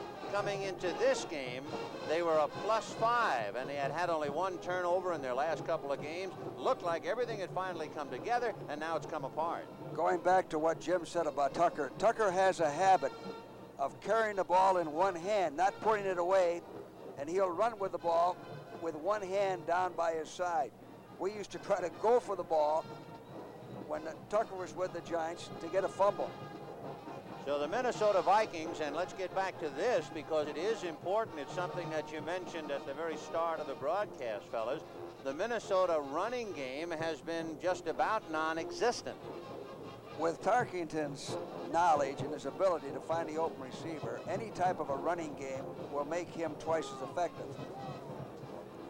Chuck Foreman, just to conclude the thought, has carried the ball 10 times for a grand total of 11 yards. It's been tough going against the young Lion defense. So it's halftime here at Metropolitan Stadium in Bloomington, Minnesota. The upstart Detroit Lions are leading the Minnesota Vikings 7-3. And with that, we'll go to Brent Musburger in New York.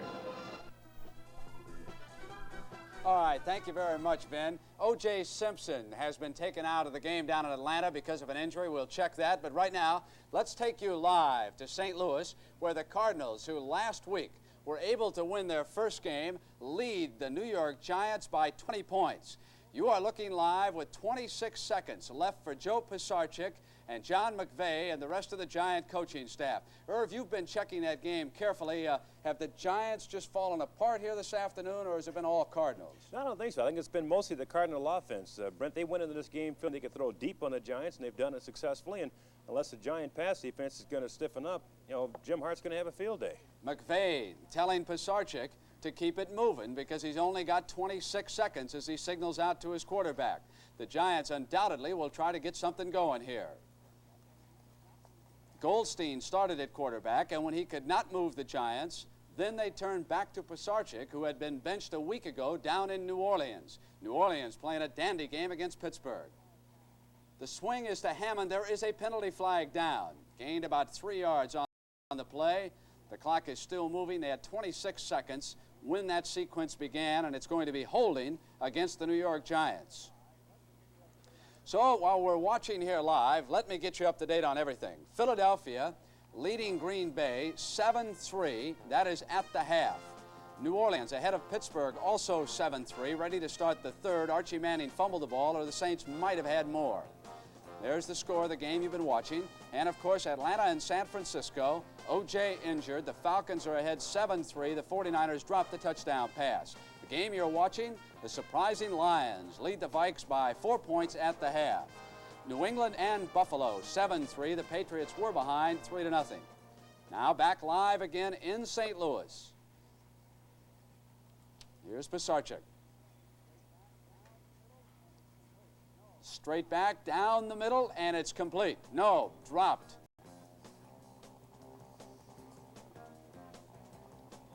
It's an incompletion, so we go right back to that scoreboard for you.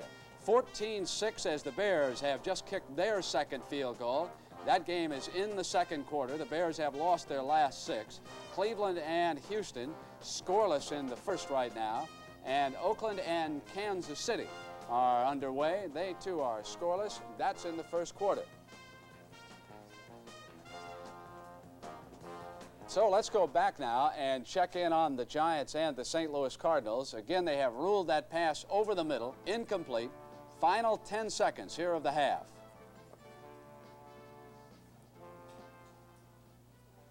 Second and 20 now. 20-0. Straight down the middle, looking for the interference call. Do not see the yellow flag. It is called incomplete, Irv Cross, and the final 3 seconds left up there for the Giants. So they appear to be out of field goal range. They're down by 20 points, and it looks as though that's the way the first half is going to end there in St. Louis, with the Cardinals suddenly regrouping under Bud Wilkinson after losing their first 8 games, then going into Philadelphia last week and winning for the first time. Now they've got the Giants on the run. The Giants at one time were 5-3, have now fallen to 5-4, and if they lose this game this afternoon, you can just about forget about the Giants' playoff chances. This year, of course, there are 2 playoff teams, and that adds some interest. So back we go now. Last play of the half. 3-man rush, so the extra defensive back is on the field right now for Wilkinson and the Cardinals as time runs out on the last play. Goes for 6, and it's intercepted, and that's it.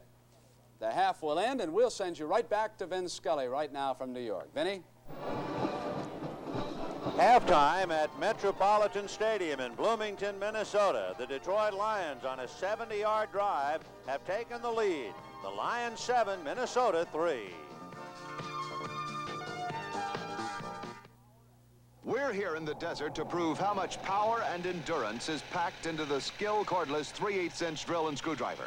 With just one charge, we drilled 199 holes. 200. And it still has enough muscle to drill through concrete and drive screws into metal. With 2-speed trigger for better control. For any tough job at home or anywhere, take along the Skill cordless drill and screwdriver and do it with skill.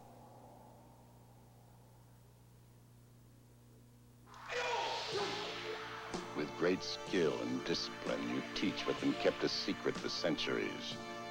And when the lesson has been taught and learned, now comes Miller time. Time to head for the best tasting beer you can find. America's quality beer, Miller High Life. You got the time, we've got the beer, Miller beer. Sir, excuse me. You just bought a new maintenance-free Firestone Forever battery. How come? Well, the warranty. You see, if this battery ever fails to hold a charge for the original owner, that's me, in the car in which it was originally installed, right here, Firestone will replace it free with proof of purchase, provided it's not merely discharged or damaged due to accident or abuse. Oh, and I don't even have to put in water. Does that answer your question? Yes, it sure does. The Forever battery, now maintenance-free. On Sundays, CBS Sports presents the Emmy Award-winning NFL Today Show with Brent Musburger, Jane Kennedy, and Irv Cross. We'll have Jane Kennedy going on to the field with the headline makers. Irv Cross showed me 2 ways to stop these guys. So defensive backs, take note. We'll also have Jimmy the Greek's predictions and incisive commentary by Jack Whitaker. The Emmy Award-winning NFL Today Show. You'll say you saw it on CBS Sports. Was that the what? Well, in case you might have just missed it, after that flag, the Giants tried one more play, but it was intercepted, and the Cardinals are sitting on top of a 20-0 lead over the New York Giants. Meanwhile, here at Bloomington, Minnesota, Detroit leading Minnesota 7-3. Upcoming, Dallas and Miami. And here's the thoughts of coaches Landry and Shula. The biggest game is that we're both one behind our leaders in our divisions, and we only have 7 games to go.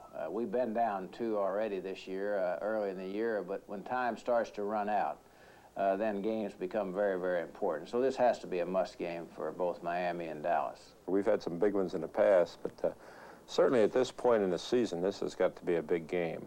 Our offense has to be able to control the football. We've got to have some type of running game. Now, Delvin Williams has been doing an excellent job for us, but of course the Dallas flex defense pretty much controls whoever they want to control. As far as defensively, you just have to keep your poise. You can't worry about all the shifting that's going on and then forget to play when the ball is snapped. You got to let all that camouflage go on and make your adjustments defensively, and then when the ball snaps, play tough defensive football. I think the thing you've got to remember in our league, in the National Football League, that our game is pretty much of a mental game. It depends on how your players think, where you are, what you're doing. You have to take winning and the success that goes with it, and you can't let it get to your head. And I think when you come off the Super Bowl, in most cases you're overrated the next year from what you really are.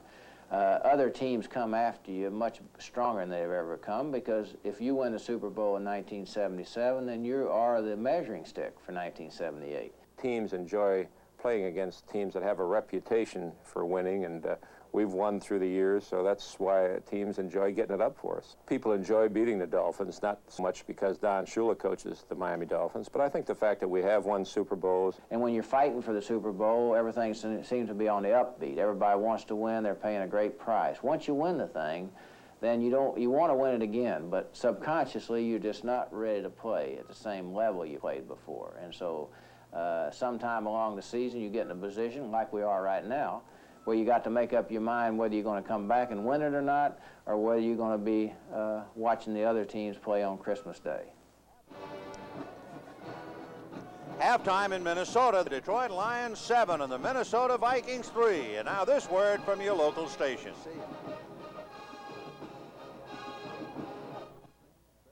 A practical joke causes a strange bedfellow for Archie. Be here when he wakes up on the morning after the night before on All in the Family, tonight at 8, 7 Central and Mountain on CBS.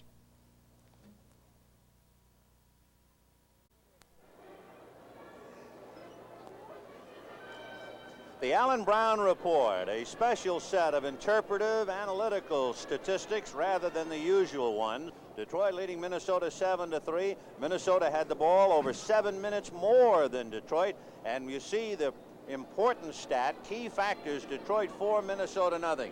George, Jim, why don't you get into that key factor area? Well, Vinny, I picked out two of them that were really vital to me.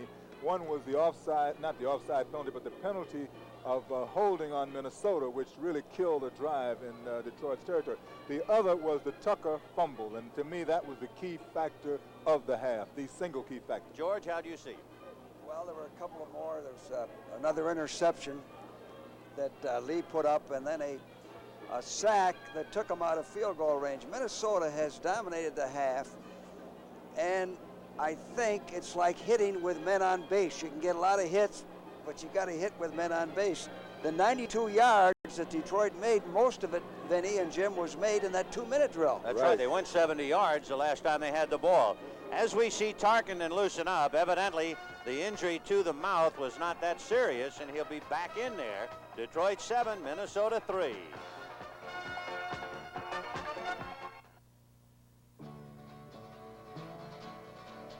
This is a bodybuilding course. Take it.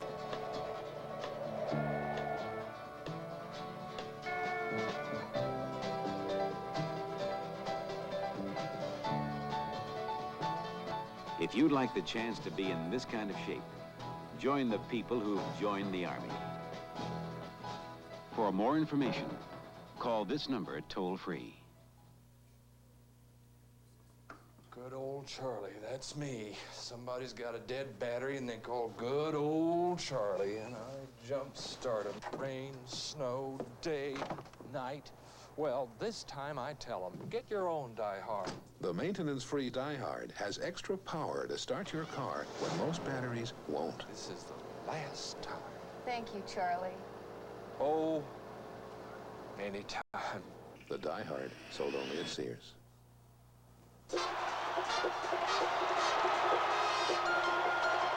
That's my team, the Detroit Lions. And I'm James Hunter. Everyone knows that Detroit is the automobile capital of America, but I'd like to show you the people that make it happen. They come from all over the world, the rank and file of some of our biggest unions, executives of some of our largest corporations. Here at the assembly line, it all comes together because these people work together. If they don't, Detroit doesn't roll. Working together makes you understand that each of us has special needs. Our United Way knows that. That's why they have programs like this that work to find good homes for black and biracial children. All kinds of people support our United Way because it helps all kinds of people. United Way works in the Detroit area. It works in your town too. Thanks to you, it works for all of us, the United Way.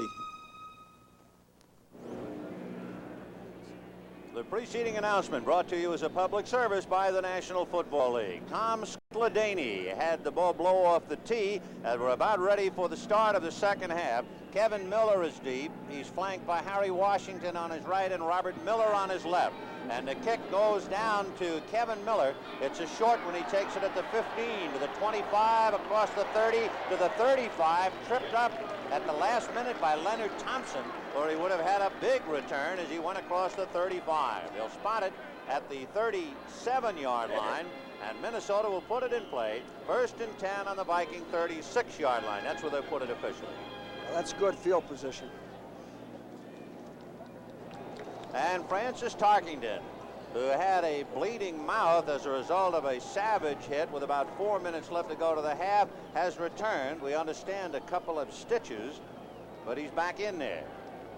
Jim, most of these veteran quarterbacks like Kilmer and Tarkington play better when they're hurt. Kevin Miller banged up on that return, and he is heading for the pit. 7-3 Detroit. Wherever you may roam, you'll find this near your home. Oh, hi, it's me again, posting and pasting more posters. This time it's for the first annual Delco battery sale. AC Delco is making it possible for you to buy a Freedom battery at a special sale price. Thanks, Delco. Wherever you see this poster, look for it in your neighborhood for a great price on a battery you can trust. Thanks, Delco. Well, you'll be saying thanks, Delco, too. Nobody does it better than Hertz. Nobody does it better. Hertz leads the others by far. Nobody does it best of all. You Hertz, the superstar. Nobody has more of what it takes to rid you of Fairmont, Mustang, LTD, or other fine car faster. Hertz, the superstar. You know it. Next Sunday on CBS Sports, see NFL doubleheader action. Check local listings for the games and times in your area. You'll say, you saw it on CBS Sports. 1st and 10 Vikings on their own 36-yard line. Sammy White in motion, and here comes Ricky Young, chased by Doug English, and English gets him from behind as he gets out across the 40-yard line. He's dropped at the 41. So Chuck Foreman, with Ricky Young doing the running that time. Foreman, as we mentioned, in 10 carries, ran for over 11 yards in the first half. Well, the Vikings, as we said all the ball game and at the start, have to get their running game going so Tarkington's passing can be more effective. 2nd and 5 from the Viking 41. Sammy White left and Ahmad Rashad goes right. Tucker, the tight end, on the left side. Foreman and Young following Foreman's block. And he gets out across the 45. Mike Burns hit him, but he just brushed it off. And Al Baker finally brought him down.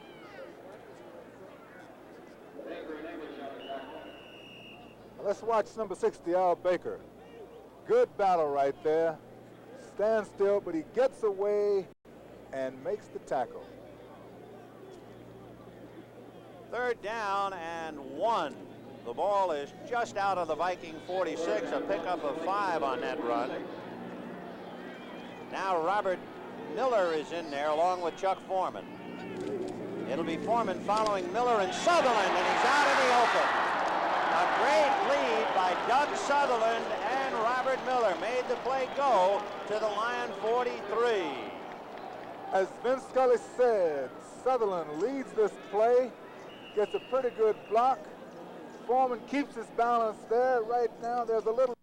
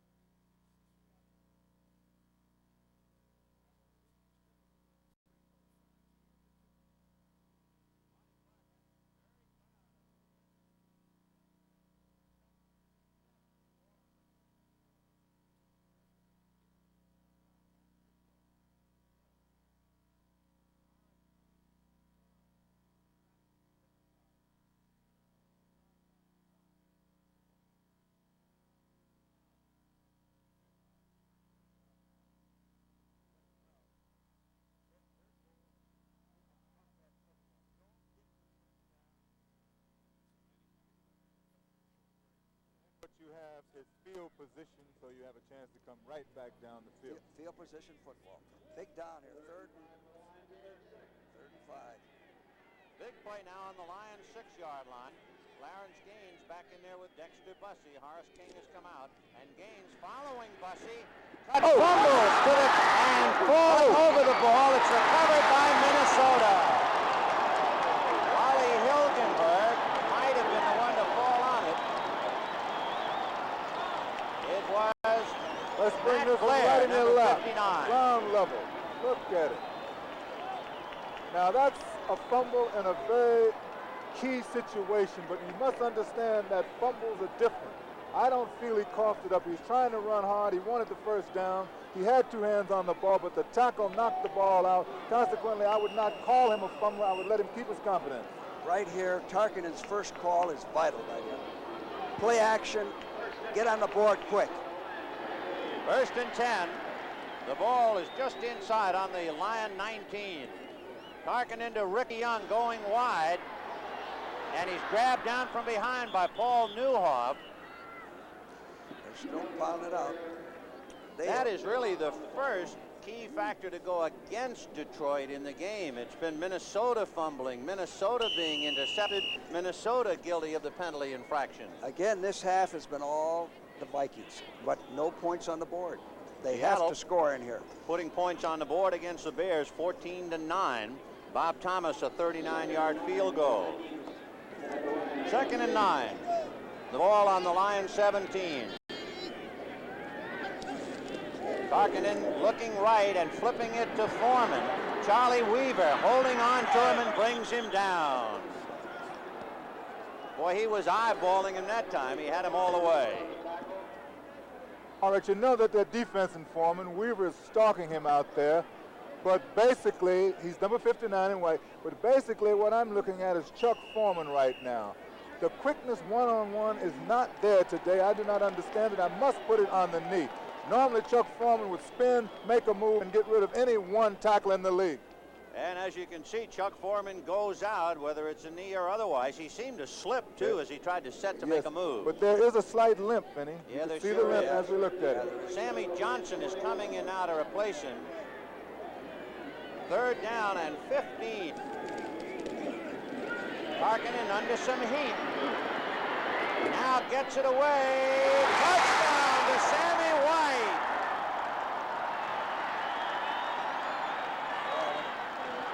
Great job by Tarkenton.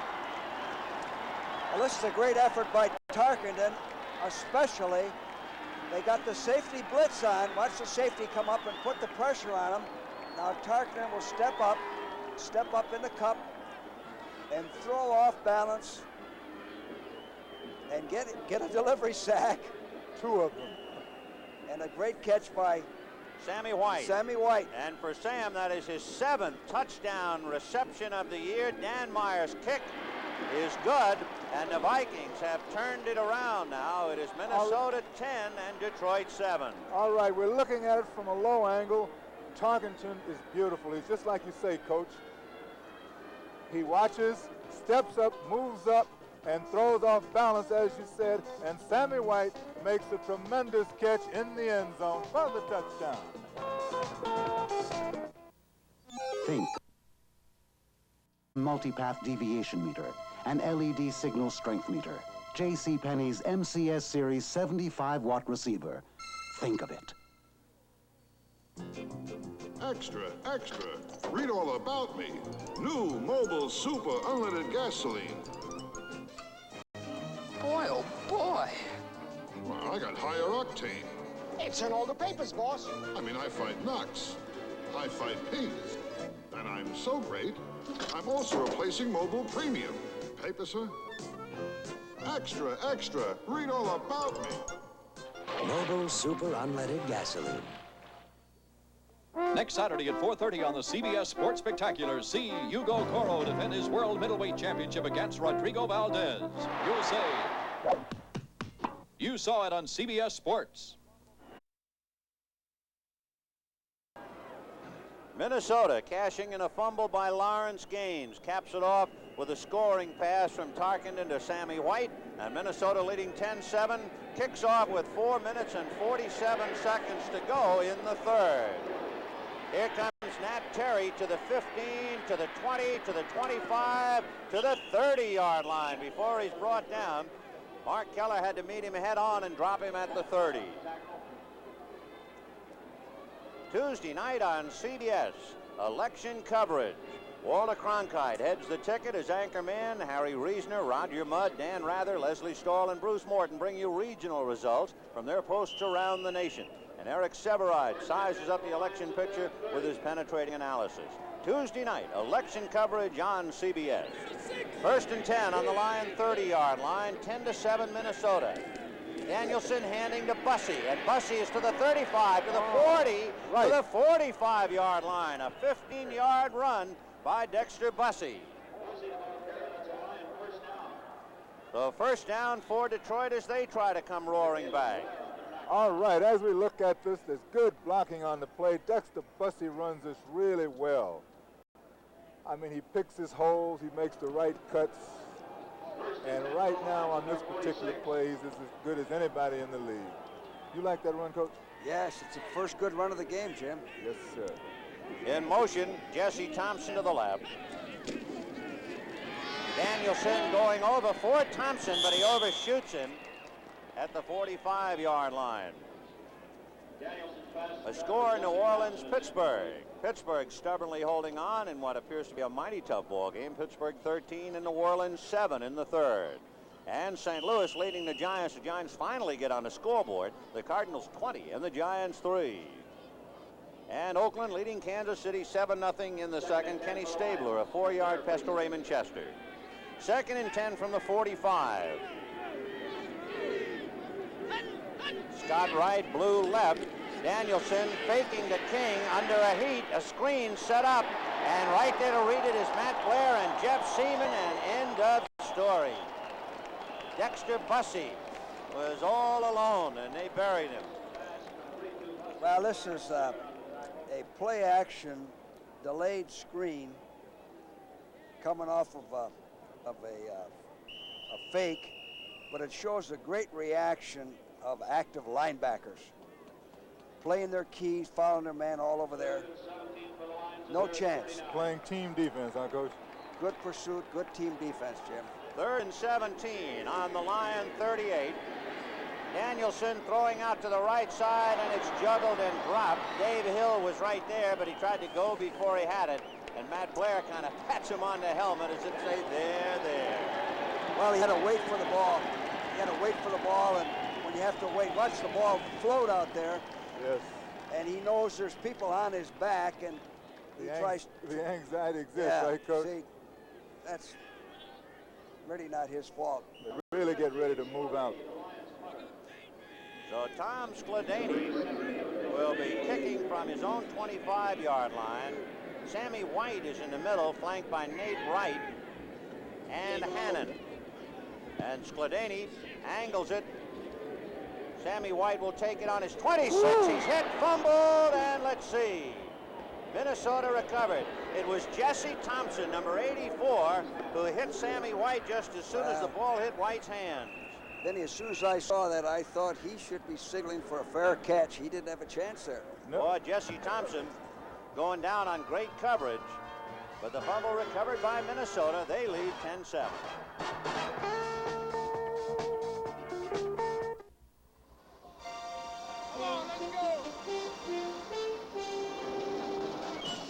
Today, you'll turn a mountain of canvas and a truckload of living dynamite into one of the world's oldest fantasies, the circus.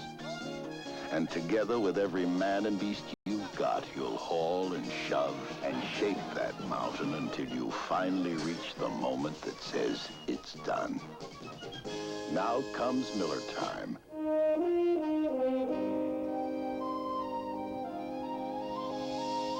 Time to head for the best tasting beer you can find. Miller High Life, America's quality beer since 1855. When it's time to relax, one beer stands clear. beer after beer. If you've got the time, we've got the beer. Miller Beer. Atlanta leading San Francisco 14-3 in the third. And a report of another game, Seattle sitting on top for a 21-9 lead over the Bears. 1st and 10 for the Vikings. A pitch back to Foreman, a good block by Ricky Young, and then Foreman goes out of bounds. Young laid the wood to Charlie Weaver. That was a good block, but Foreman just ran out of territory. Well, actually on this play, the real key in a sense is Ricky Young's block. It was a tremendous block. Watch it right here. Down, boom. Totally took the man out of the play. Unfortunately, the block on the outside was not a good one, so consequently, Foreman was forced out of bounds. Philadelphia trying for an upset over Green Bay, leading 10-3, and of course Philadelphia, last we heard, they were just plumb run out of running backs. 2nd and 9 from the 29. Targeting into Chuck Foreman, and Foreman gets out across the 35-yard line. Jimmy Allen and Paul Newmore brought him down. Jim, Vinny, that's the best type of play today for the Vikings, is a quick hitting play where there's not the stringing them out and running sideways, straight ahead. It looks like it's better for Foreman and his condition. Most of their yards have been made. What yards they have made has been going straight ahead. Excellent point, Coach. Foreman in his condition today, that is exactly right. 3rd and 3 on the Viking 36, with the Vikes leading the Lions 10-7. Rashad is left and Sammy White right. Tarkinen looking left and cranks up and goes down the middle, intended for White, no good. It just went off the hand of Burns, and shaken up on the play is James Hunter. Well, that's one of the few times Tarkenton's gone deep today. Well, if you watched his delivery and watched the ball, you probably understand why. I don't feel that he can really throw that ball with the same kind of authority deep anymore. It seems to be pushed out there with an effort. I mean, maybe I don't see it right, huh, Coach? It was underthrown, Jim. Yeah, the ball was underthrown. Well, James Hunter going off the field under his own power. Greg Coleman now booting. Jesse Thompson standing back on the Lion 20-yard line. And Coleman hits a low line drive, but it'll bounce in front of Thompson at the 20. At the 25, Matt Blair has him, and that's that. They got out to the 23, but Matt Blair hammered him down. Don't forget the CBS Sports Spectacular, the World Middleweight Championship, Hugo Coro versus Rodrigo Valdez. And the Stuyvesant Handicap, the farewell appearance of Seattle Sleuth. Next Saturday, 4:30 p.m. Eastern Time, 3:30 Central and Pacific. You know, there's only 2 minutes left to play in this quarter. Huh? See how the time flies when you're having a good time. See? 1st and 10 for the Lions on their own 23-yard line, 10-7 Minnesota. King and Bussey are the running backs. Blue is wide left, Scott right. Play action fake, end around to the tight end Dave Hill, and Hill fumbles. Dave Hill lost it, and Minnesota recovered.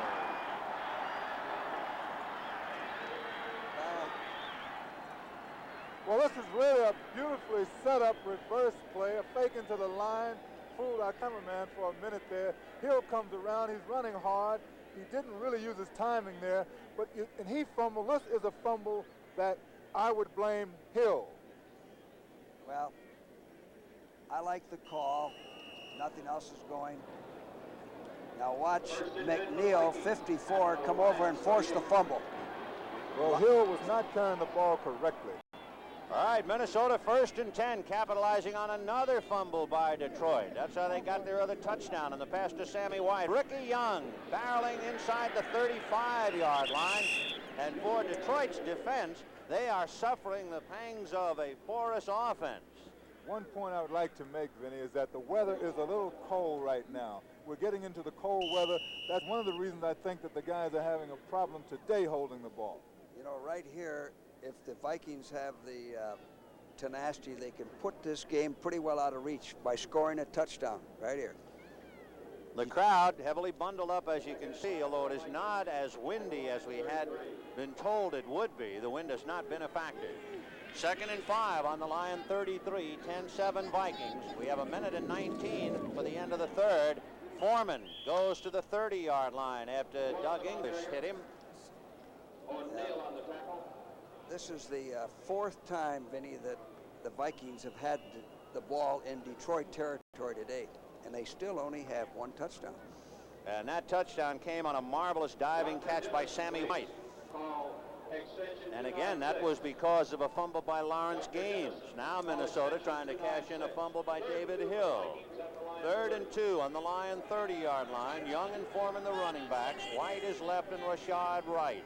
Tucker, the tight end, on the left side. Whoops! And Tucker, the tight end, moved. So Bob Tucker, who had a fumble earlier, this time is guilty of moving. Jim, the Vikings are making too many mistakes for a veteran team. Well, there might be a reason for that, Coach. You know, Bud Grant has put in, you know, different offensive plays, different offensive sets. You said they've been in many different sets, a different set almost every time. Well, of course, 3rd and 2, your tight end shouldn't be offside no matter what set you're in, you know. But you know what? This second half, they're going back to their old stuff, their bread and butter stuff. You know, their basic sets. Yes, I do happen to agree with that.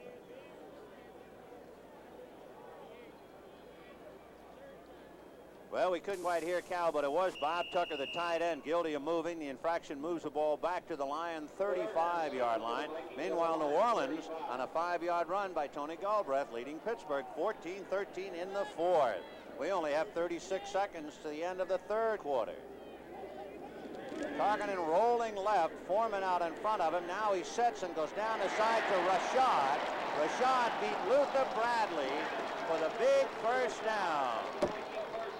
Well, Tarkenton lined up what we call a double wing with the remaining back to the weak side and rolled to his left. The defense is right, very smart. Spots the open man and drills it in there. And it was no coincidence that he went right after the rookie out of Notre Dame, Luther Bradley. So Tarkenton, who can pick a defense apart as well as anybody who ever played the game, has them in perfect position, and the 3rd quarter is history. And that's the end of the 3rd quarter with the score of Minnesota 10 and the Detroit Lions 7. We now pause for a word from your local station. Sunday on Cavs. There's been an inmate takeover at your old prison. The prisoners have asked for you to be a go-between. We'll find out which side you're on. I'm one of you! This is CBS.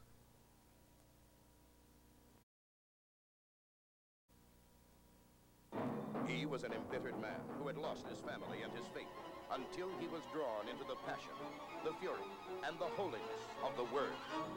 David Jansen, James Whitmore, Florinda Vulcan, and Geraldine Chaplin seek the answer. A hoax or a miracle? The Word, starting Sunday, November 12th.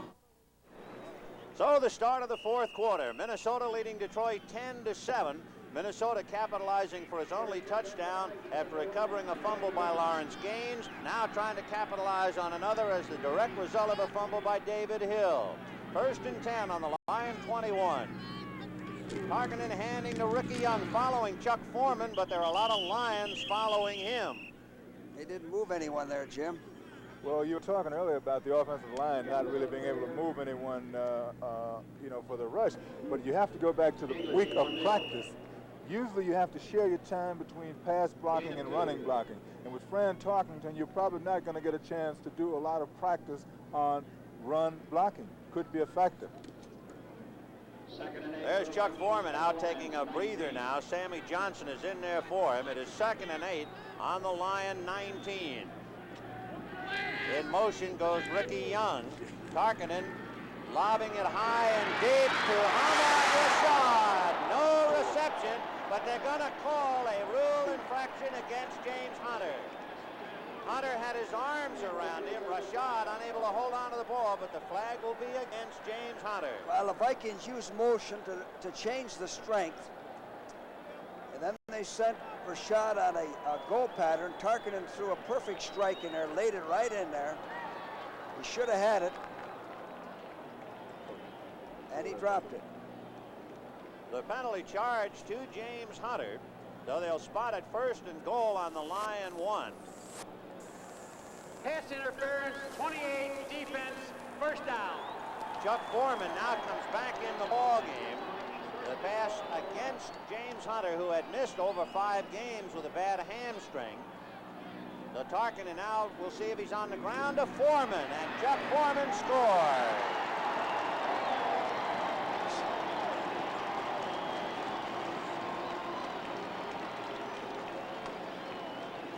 All right, right along the plane of the goal line. Let's watch the goal line and watch Foreman. Takes off a little closer this time, but as I look at the plane, I do not know. But the official says yes. George, you want to get in this little Val Apples? Let's look at it again, Coach. I'm going to give it to you this time. All right. Ball cross holding. Rick Danmeyer's kick is up and good. So Minnesota leading Detroit 17-7. There it is. Foreman tries to go over the top. Well, Coach, hard to tell. Very difficult it's to easy tell. to tell. 17-7 Minnesota. The financial capital of America. Home to hundreds of investment firms. But whose thinking is sought by corporations and governments? Who is quoted almost every day in America's business press? Yet who always has time to help any investor of any size? You know who. There are lots of investment firms, but there's only one, Merrill Lynch. You can tell by their style and flair, they're now. And you can tell by the way they're getting there, they're now. The Futura is now. There's a distinctive personal car for now, the 79 Futura, with tomorrow's look right now, space efficiency for now, high mileage ratings that are now, and a sticker price that says, why wait? The future isn't someday, it's now. The Futura is now. Fairmont Futura at your Ford dealers. Now. 14 minutes and 12 seconds left in the game. Minnesota capitalizing on 2 fumbles by Detroit, cast each of them in, and they lead Detroit 17-7. Rick Danmeyer kicking off, deep Jesse Thompson, number 84, and Nat Terry, number 47. Coming up to receive it, Nat Terry on the 12, and he fakes and then gives to Leonard Thompson, and it is Leonard Thompson who carries it to the 25-yard line. So Leonard Thompson on a handoff gets it out to the 25. Well, tonight on CBS, 60 Minutes kicks off television's top Sunday night lineup with more fascinating stories. Then Archie Bunker gets the shock of his life. You'll find out who his bedfellow is. More laughs follow with Alice. And then a fast-moving drama with Kaz, red-hot action on Dallas. Share all the fun and excitement right here tonight on CBS. First and 10. The ball spotted on the Lion 26-yard line. Luther Blue wide right. Freddie Scott wide left. Hill, the tight end, on the right side. The running backs are Bussey and King, and here comes Bussey. He gets out across the 30 and rolls to the 32-yard line. Lynn Bodine leading the way, pulling guard. Detroit trying to recover. They have 13 minutes to do it, and they have to hold on to the football. Their 2 fumbles have just killed them in the second half. Well, the Vikes have scored 2 out of 3 times they had the ball the second half. You know, Coach, in this weather, it's not that it's so cold. It's just cold enough to make your hands a little hard. From the 31-yard line, 2nd and 5 for Gary Danielson. And he'll put it up. It's a screen to Horace King, but he had to reach for it. He lost his balance and fell down at the 27-yard line. So Monty Clark getting his plays, talking to Luther Blue, and now he sends Blue in with what he hopes will be the reason for Detroit to move. They've had just one extensive drive. They went 70 yards at the close of the first half to score. You know why, Vinny? Oh, sorry, Coach. Jim, I was going to say, same pattern as the first half. The Lions haven't moved the ball. The first half, they haven't moved the ball the second half. 3rd and 9 on the Lion 27-yard line. Miller trying to get in, but Danielson getting protection, throws to David Hill. Nate Wright can't bring him down, but he does go down at the last minute as he crosses the 35-yard line. Danielson's pass complete to David Hill. Wise had to come over and make the tackle.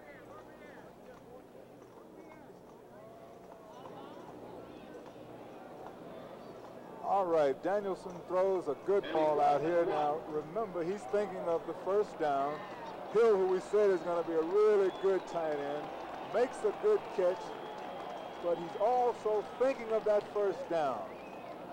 And as you look at him, he's going to stretch that ball out. We can't really see it, but he stretches it out. At least he's thinking, and that's really good. Yeah. A good tackle by Phil Wise, the 8-year man out of Omaha, Nebraska, to prevent the first down.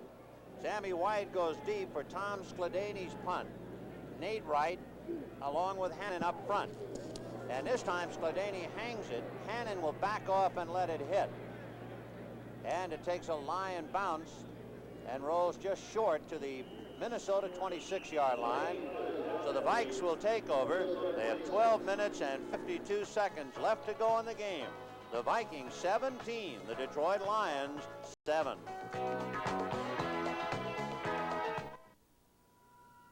Zenith announces a breakthrough. System 3. System 3. The best Zenith ever. The best ever. A brand new picture tube for the sharpest Zenith picture ever. Sharpest picture. And an all-new modular chassis. All new. Designed to be the best performing, the most reliable color TV in Zenith history. The most reliable.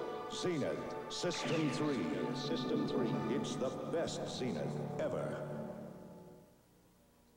As a State Farm agent, when people come into my office and sign an application for insurance, my job is just beginning. There's no sitting back and putting the file away. Agent Vince Grammarosa talks about State Farm service. We're continually reviewing their protection. We're continually talking to them. It's on a personal service basis from day to day, month to month. We never forget the people. And like a good neighbor, State Farm is there. Next Sunday on CBS Sports, see NFL doubleheader action. Check local listings for the games and times in your area. You'll say, you saw it on CBS Sports. Well, the first downs are almost the score. 17-6 in downs, 17-7 the score. First and 10 Vikings from their own 26, and Chuck Foreman is grabbed by Doug English right at the line of scrimmage, and down he goes. Jim Zorn in Seattle trying to extend the Bears' losing streak. Seattle 21 and Chicago 16 in the third. 12 minutes and 33 seconds left to go. Francis Tarkenton, coming back from a mouth injury at the end of the first half, has capitalized on 2 Detroit fumbles, and the Vikings have turned it around. They trail 7-3 at halftime. They lead 17-7 now in the fourth quarter. Tarkenton rolling right, flipping to Chuck Foreman, and he's going to be hammered immediately. James Hunter was there to wrap him up. Hunter, of course, was the man guilty of the infraction against Ahmad Rashad on the pass in the end zone that set up a first and goal for the Vikes. A later report, Seattle has added to its lead, and they're leading the Bears now 28-16 in the third quarter. Seattle, of course, upset the Vikings 29-28. Let's see what Tarkenton does here now. 3rd and 7 for the Vikings. 3rd and 7 on the Viking 29. He has Sammy White go right, Rashad left, Young on a wing, and Foreman the only running back. Tarkenton with Huff trying to block for him. Finally unloads, and it's picked off by Jimmy Allen. And Allen is going to be lateraling and threw it away. It is picked up by Ahmad Rashad. Would you believe that? Ahmad Rashad was right there to say thank you very much as Detroit blows a great interception by Jimmy Allen. Well, Tarkenton sprinted out on 3rd down, which is what he likes to do. He threw a bad ball here, no question about it. Threw it right into the defender. Now this is bad judgment, bad mental judgment by Allen. Trying to lateral to Rhodes. You got the ball, you got good position, don't take a chance. That's being too smart. Coach, in my opinion, that becomes a blunder. And for Monty Clark, he thought he had seen everything, but he hasn't. 1st and 10 for the Vikings. So 2 fumbles and a busted lateral after an interception, and the Vikings are still in business. Everything has turned sour for Detroit. Sammy Johnson running into Woodcock and company, and down he goes. Jimmy Allen, by the way, is a 5-year veteran out of UCLA, so it is not as if it was just some rookie down there. He had also, that was his 3rd interception. And he played a lot with Pittsburgh before he came here. No, Jim, here's a chance for Detroit, or for the Vikings, to get their running game going against Detroit. They need to keep the clock going, not put that ball up and take chances. You're right, but it gets right back down to an offensive line and being able to block for the run. 2nd and 9 on the 35. Tarkenton with Brent McClanahan and Sammy Johnson as running backs, and Sammy Johnson will carry the daylight across the 45-yard line. Allen upended him, and he went forward for the 1st down. Sammy Johnson. Well, I think they hurt us down on the field, that offensive line. The hole here is beautiful, good hole, good moves there, and really a good tackle. But that offensive line hurt us that time, George. That's what they have to do, and that's what they want to do for the rest of the schedule. Get that running game going. They got a great passing game. 1st and 10 on the Viking 46. McClanahan and Johnson are still in there. White is left and Rashad right. And McClanahan will be stacked up and then fall forward for a yard.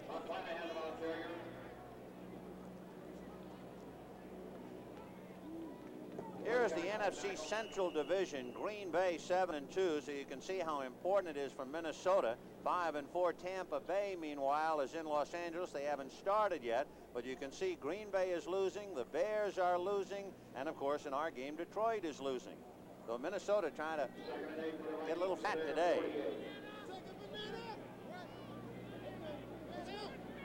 2nd and 8 on the Viking 48. Tarkenton trying to keep things going. Boy, they've been fortunate on some sloppy play by the Lion offense. And there goes Rashad, stepping out of bounds at the 35-yard line. He really took Charlie Weaver to the dance. What a great fake on Weaver. Watch this. All right, we're talking about the fake that Vinny mentioned on Weaver. Rashad does a beautiful job. This is what I talk about when I'm talking about one-on-one.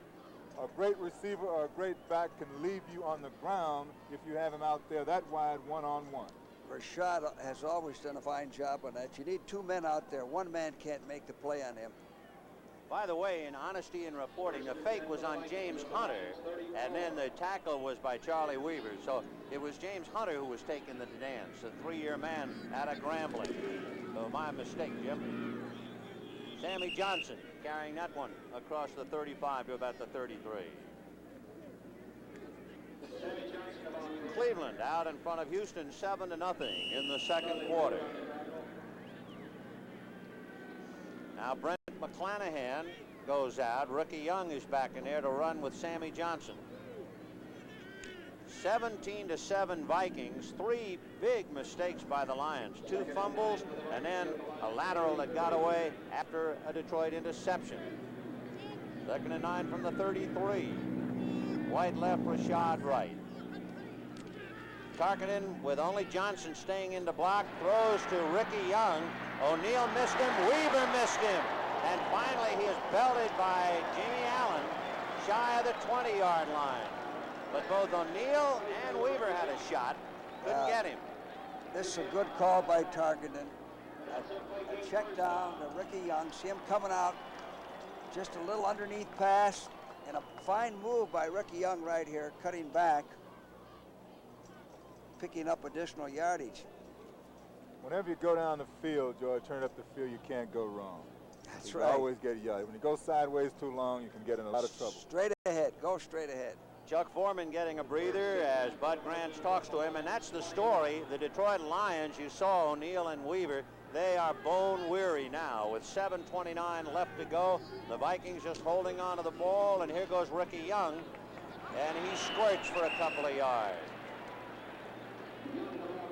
Chuck Foreman continues to rest, and you immediately see, in retrospect, Foreman was unable to punch it over once today, barely got it over the second time, and I guess they're waiting to get down close before they use him again. Well, I got fresh, young, healthy backs there, raring to go. They haven't played a lot. And And they're leading by 10 with 6:57 left. And when the weather's a little cold and you have an injury, it is much tougher on you. 2nd and 5 from the 16-yard line of Detroit. And the Minnesota Vikings were moving long before the snap.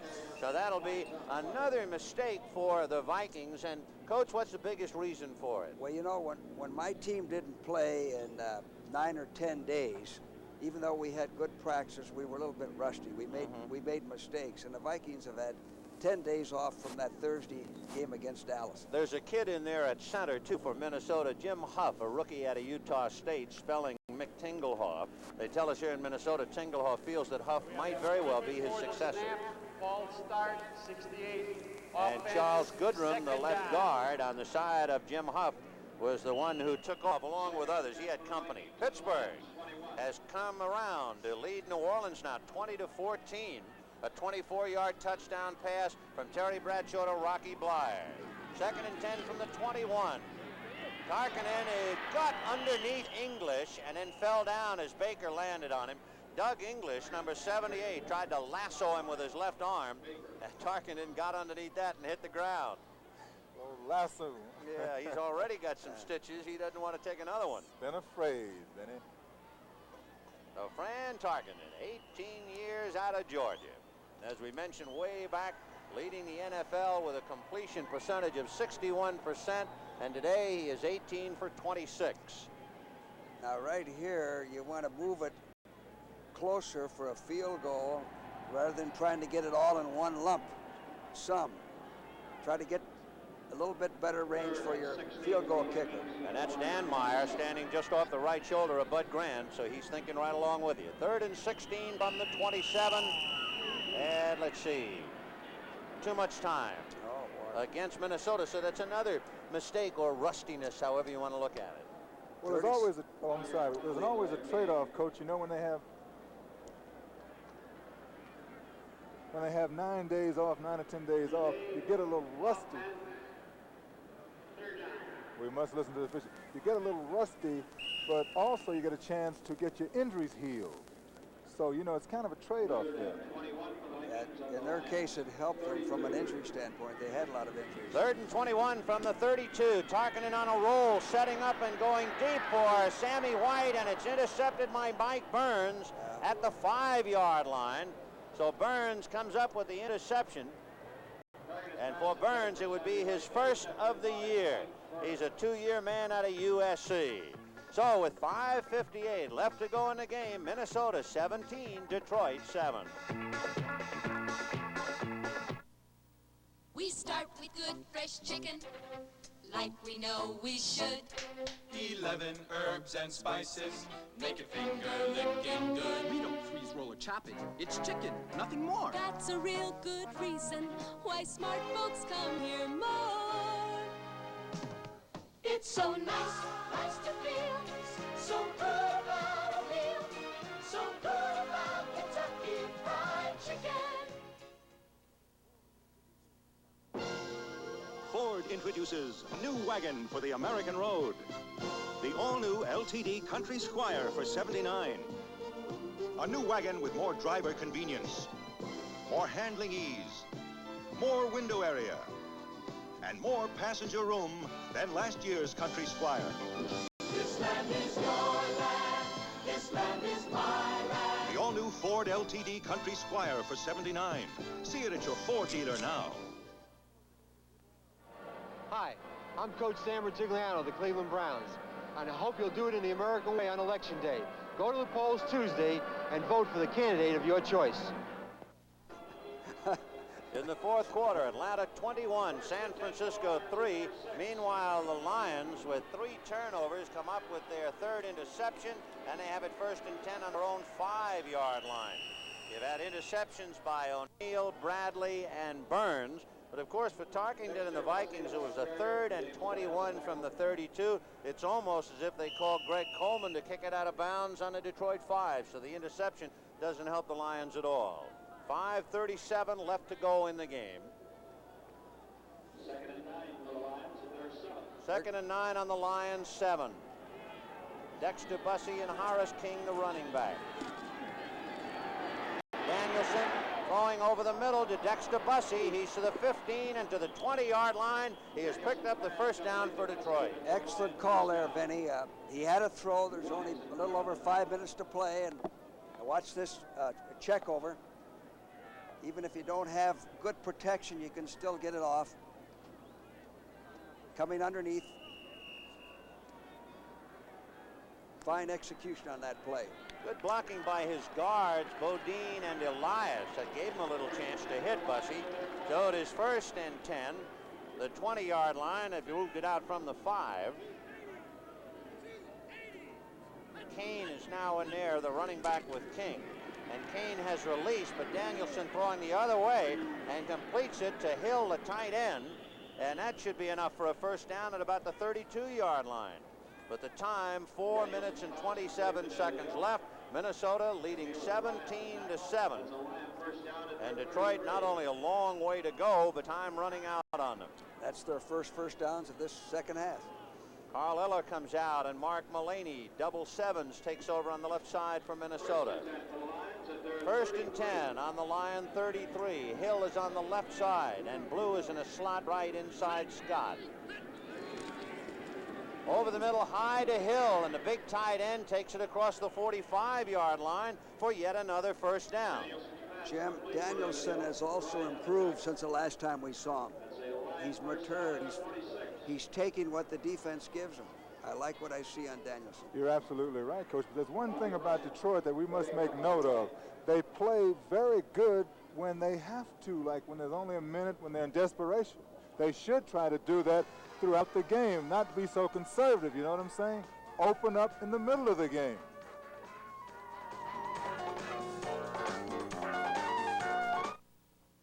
Here's to good friends. Tonight is kind Did Frank burn the trout yet? No, but we're ready. Okay, you guys, knock it off. I don't believe it. And a little something to go with it. Lowenbrow. Lowenbrow. And you guys don't deserve it, but my trout does.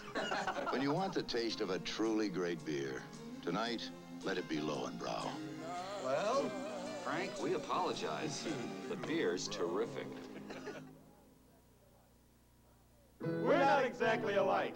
I'm wearing JCPenney plain pockets jeans, and I'm wearing the world's best-selling jeans. My jeans are made of tough, heavy denim with good looks and great styling. And mine have this fancy stitching on the back pocket. But plain pockets only cost you $10.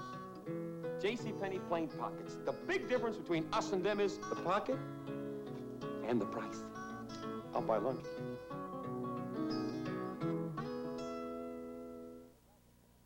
A tennis star who's into another racket.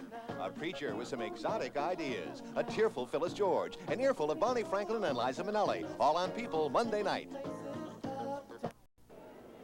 With 3 minutes and 45 seconds left to go in the game, the Vikings leading the Lions 17-7. Detroit 1st and 10 on the Lion 46.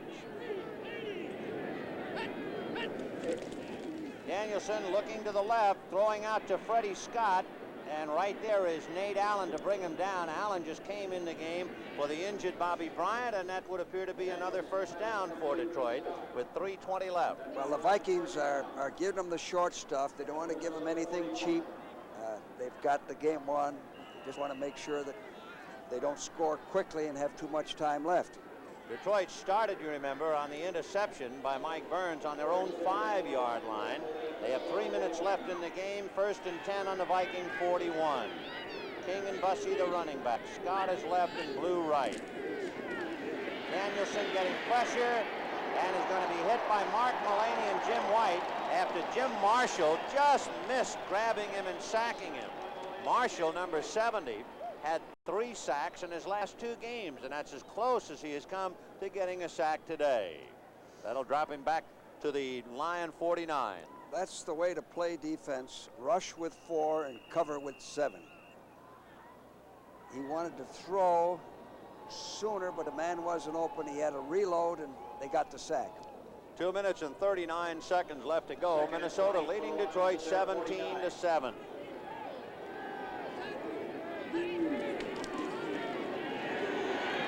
Danielson for his longest pass of the day. No good. Intended for Jesse Thompson. Nate Wright was there to defend. For Danielson, he's 18 for 28 for 127 yards. Tarkinen 18 for 27, 211 yards. That's what a sack does, Vinny. It forces you to go for the bomb, to go for the big play rather than being able to get 6 or 7 yards, and that's what the defense wants. The percentages against your defense are in the teens. Percentage of passes complete against you in long yards, just 15, 16%. The two fumbles by Detroit, by Gaines and Hill, just about finished the Lions in the second half. Detroit led 7-3 at halftime. Whoops, that was White. Duck White, they call him up here, and he was jumping all over the place. And now he decides he'll make the most of it, and he gets down on top of Gary Danielson. But it'll be against Minnesota. However, too little too late for Detroit. 2 minutes and 19 seconds left, 17-7 Minnesota. The two fumbles, plus the interception and poor lateral, have taken all the play, any offensive sting out of the Lions, and their defense has just been on the field too long. Although, Coach, certainly you couldn't say that Minnesota has been impressive. Combination of loose handling and a long layoff. One thing you hate to see your defense do is the officials finish now is commit a foul when they're giving you the football. We always used to say, don't commit a foul when they're giving you the football. Now they give him another shot. James Duck White, first-round draft choice in '76, and a 3-year man out of Oklahoma State, guilty of the infraction. 3rd and 15. And Sutherland couldn't get him. White chasing him. The throw is bobbled. It got away from Matt Blair. Matt Blair had both hands on it, but couldn't hold on to it. Blair has an interception this year, and again, it could be a case of bored hands. They'll have to go for 4th and 15 now. 2 minutes and 11 seconds left. 17-7 Minnesota, which comes as no surprise. This series started in 1961.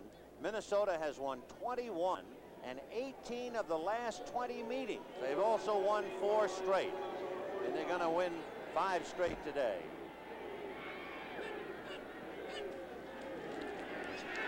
Danielson setting up and throwing down the left side to Scott. And whoa, what a lick he took. Hannon came over to hit him. And Hannon, Tom Hannon, a 2-year man out of Michigan State. Oh, wait till you see this hit.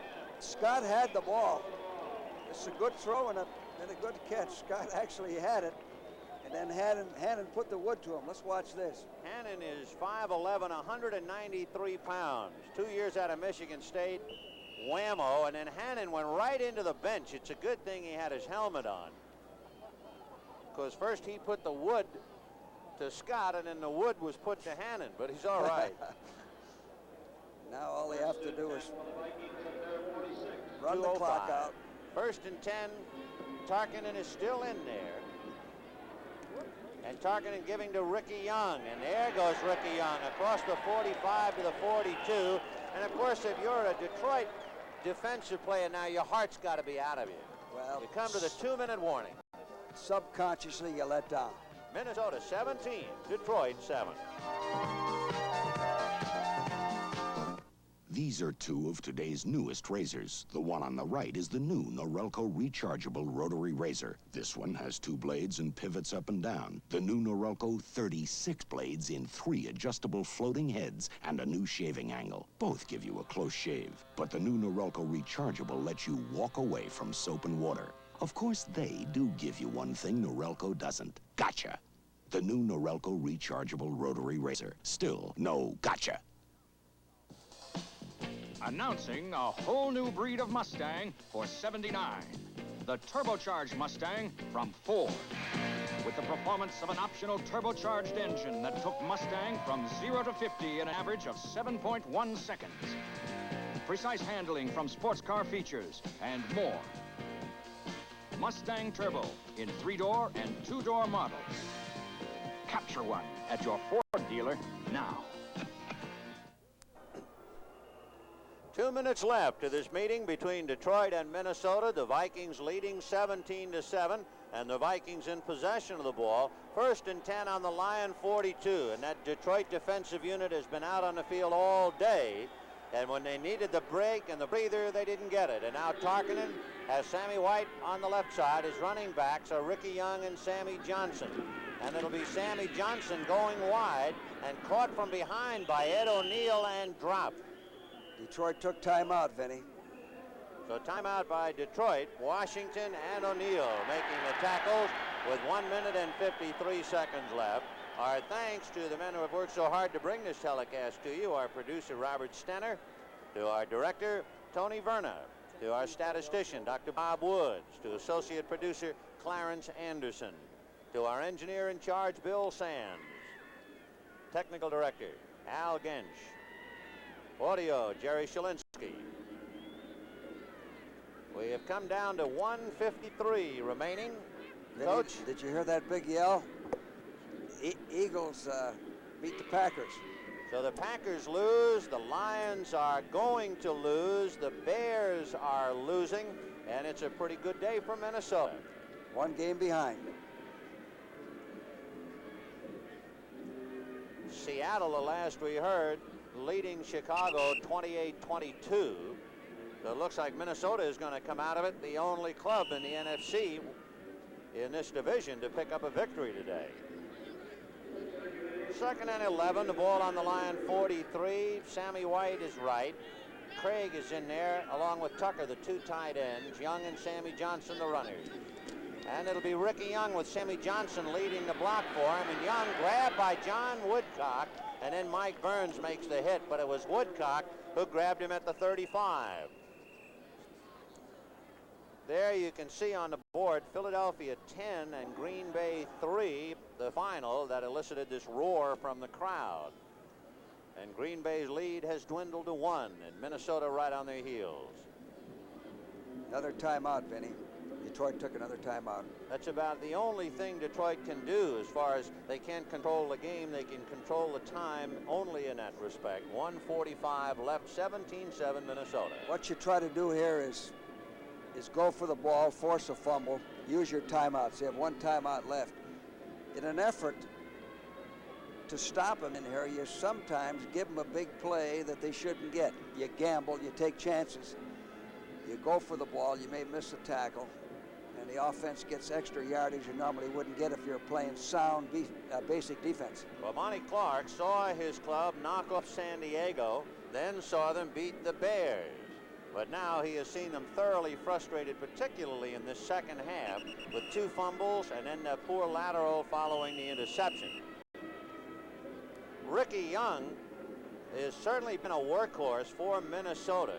In 15 carries for 71 yards, Young has also caught 6 passes for 59 yards. So Ricky Young has certainly been a big part, the 4-year man out of Jackson State, of this Minnesota offense. 3rd and 3 for Tarkenton and the Vikes. And it'll be Sammy Johnson. And Johnson got to the 30-yard line. Big first down. I tell you who's so tired. He's played a great game.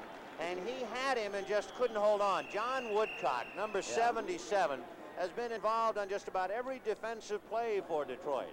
Woodcock is a 3-year man out of Hawaii in a 3rd-round draft choice 2 years ago. But he's bone weary now, and he had Johnson and just let him go. He's going to be a good one. We tried, when I was with the Redskins, Vinny, we had hoped to be able to draft him, but Detroit drafted him, I believe, in the 3rd round. And he can rush the passer, and he plays the run pretty well. Yes, he's played defensive end and tackle. John Woodcock, an outstanding performance for Detroit's defensive unit, albeit in a losing cause. Next week, the regional games of the NFL. The Giants, Washington, Tampa Bay, Detroit, Atlanta, New Orleans, Chicago, Minnesota. And the doubleheader games, Dallas versus Green Bay and St. Louis versus San Francisco. Consult your local listings, the games and times in your area. Some cities will only see a single game due to the NFL blackout policy. And, of course, don't forget all the action begins with the NFL Today with Brent Musburger, Jane Kennedy, and Herb Koss. Detroit used their last timeout, Vinny.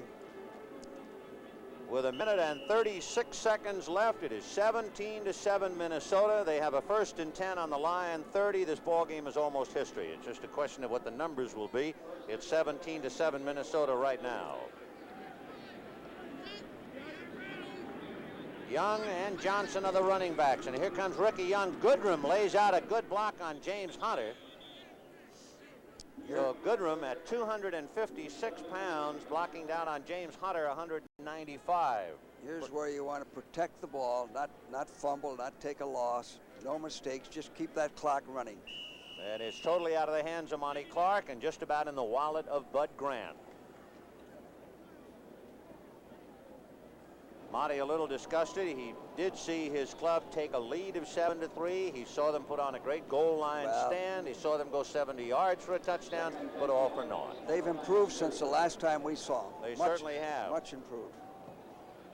2nd and 10 from the 30.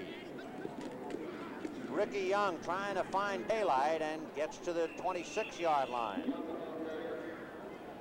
Ricky Young has sure been a workhorse today. 17 carries for 76 yards, and he's picked up 59 yards on 6 passes. Young has thoroughly taken the drama and the headlines away from Chuck Foreman. Foreman, for instance, probably with that sore knee, is still not 100%. Carried 20 times, and he has not been averaging 2 yards a carry, only 35 yards. 15 seconds left. And now they'll just protect Tarkenton. They hold a screen for him, the umbrella, and down he goes. Time is running out. It has just about disappeared. The Minnesota Vikings have now won 19 of the last 21 against Detroit. They have beaten the Lions 5 straight, and they have won 22 of the meetings, losing only 11. Minnesota 17. We'll be back in a moment. Detroit 7. The Computer Society. It's big news everywhere, and now it's in color TV. Computer Color 330, new from Magnavox. Computer Color 330, the all-electronic color system with 25% more lines of resolution. That means a sharper, crisper color picture than ever before possible. Touch-tune television with Computer Color 330, new from Magnavox. Americans say inflation is the #1 national problem. Well, it's not surprising. We've had serious inflation for years now under both Democratic and Republican presidents. See, inflation is caused by too much government spending. That's why changing presidents doesn't help. You see, Congress is the arm of government responsible for spending, and they've got to be held accountable. Now, there's one thing we haven't tried in more years than you may think, a Republican Congress. This year, give a good hard look at your Republican congressional candidate. It could be your best chance to fight inflation. And so it's history, this game at Metropolitan Stadium in Bloomington. Minnesota 17, Detroit 7. The story has not completely been filed, however. Down on the sidelines, Jim Brown has Ricky Young and Jim Marshall. So let's go to Jim Brown and to Ricky Young, who had a magnificent day for Minnesota. Ricky Young, first of all, congratulations for a good game. You did well on the ground, well through the air. Has it been a tough adjustment for you to come to Minnesota where they have an all-around back like Chuck Foreman? Well, not really, Jim. It's been really good for me because, you know, in San Diego, there was a lot of pressure, you know, on myself. And coming here with Chuck, you know, a lot of the pressure's on Chuck. So, you know, everything's worked out really good for me. You know, as you know and everybody knows, Chuck is an outstanding back, and it's worked out really good for me. You guys are good friends, have a good working relationship, but you're very similar, you know. That doesn't cause a problem at all, huh? No, not really. You know, Chuck is a team player as well as myself, and, you know, winning for the Vikings comes first, and then, you know, the stats after that, you know, it's fine. Well, that's really what I wanted to hear. That whole team value thing is really great because usually you can't have two backs in the same backfield that have the same potential. So, Ricky, congratulations. Hey, and we're very happy that you won today. Now I'm going to talk to your old friend over here, Jim Marshall, and my old friend. Marshall, will you come on over here? Thanks very much, Ricky. Right, what's the guy doing, old partner? It's good to see you. Old ex-teammates. It's been about 20 years. I know a lot about you. We played together. You're still playing. You look young. You look great. You're slim. It's really good to see you. Jim, they say you're 42. Is that true? Now, it couldn't be true now. You were in the league 2 years before I got there, see? And you're supposed to be 42. Well, that's right. I am 42. Yeah, well, I'm only 40. I'll be 41 December 30th of this year. All right. Now the Vikings are moving, Jim. Do you feel that you're going to be able to take it on here and get the championship? Well, I think the situation that we're in now dictates that we take one game at a time. You know, we're kind of behind now, behind Green Bay, and we got to win each game as it comes up, and I think that's what we're looking forward to now. And the championship, if it comes, will come, you know. Well, Jim, I think it's a great outlook. Thank you very much, old captain, old partner, and good luck in the future. Okay, and good luck to you, buddy. Then we're going to throw it back to Vince Scully and George Allen upstairs. Okay, Jim, and our thanks to Jim Marshall and Ricky Young for taking time out to visit with us. Minnesota finally getting over the staleness of a lengthy layoff, still had enough to beat Detroit. We'll be right back. It's lightweight, it's portable, it's virtually indestructible. You can hammer on it, saw on it, sand on it, paint on it, drive a screw on it, cut a pipe on it, clean a door on it, fix a picture on it, or a wheelbarrow, or a chair, or a bicycle. You can even have your lunch on it. The incredible Black & Decker Workmate. When America has a job to do, it reaches for Black & Decker. 70 calories. That's for me. Pabst Extra Light, half the calories, all the taste, naturally. How do you like that beer? We love it. That's because naturally brewed Pabst Extra Light has 70 calories, half the calories of our regular beer. It's a lot less filling, and I get all the taste I want. Pabst Extra Light, half the calories, all the taste, naturally. Don't say light, say extra light. Final score, Minnesota 17, Detroit 7. Now for George Allen and Jim Brown, this is Vin Scully wishing you all a very pleasant good afternoon. The NFL Today, a presentation of CBS Sports. Stay tuned as the NFL Today continues after this word from your local station.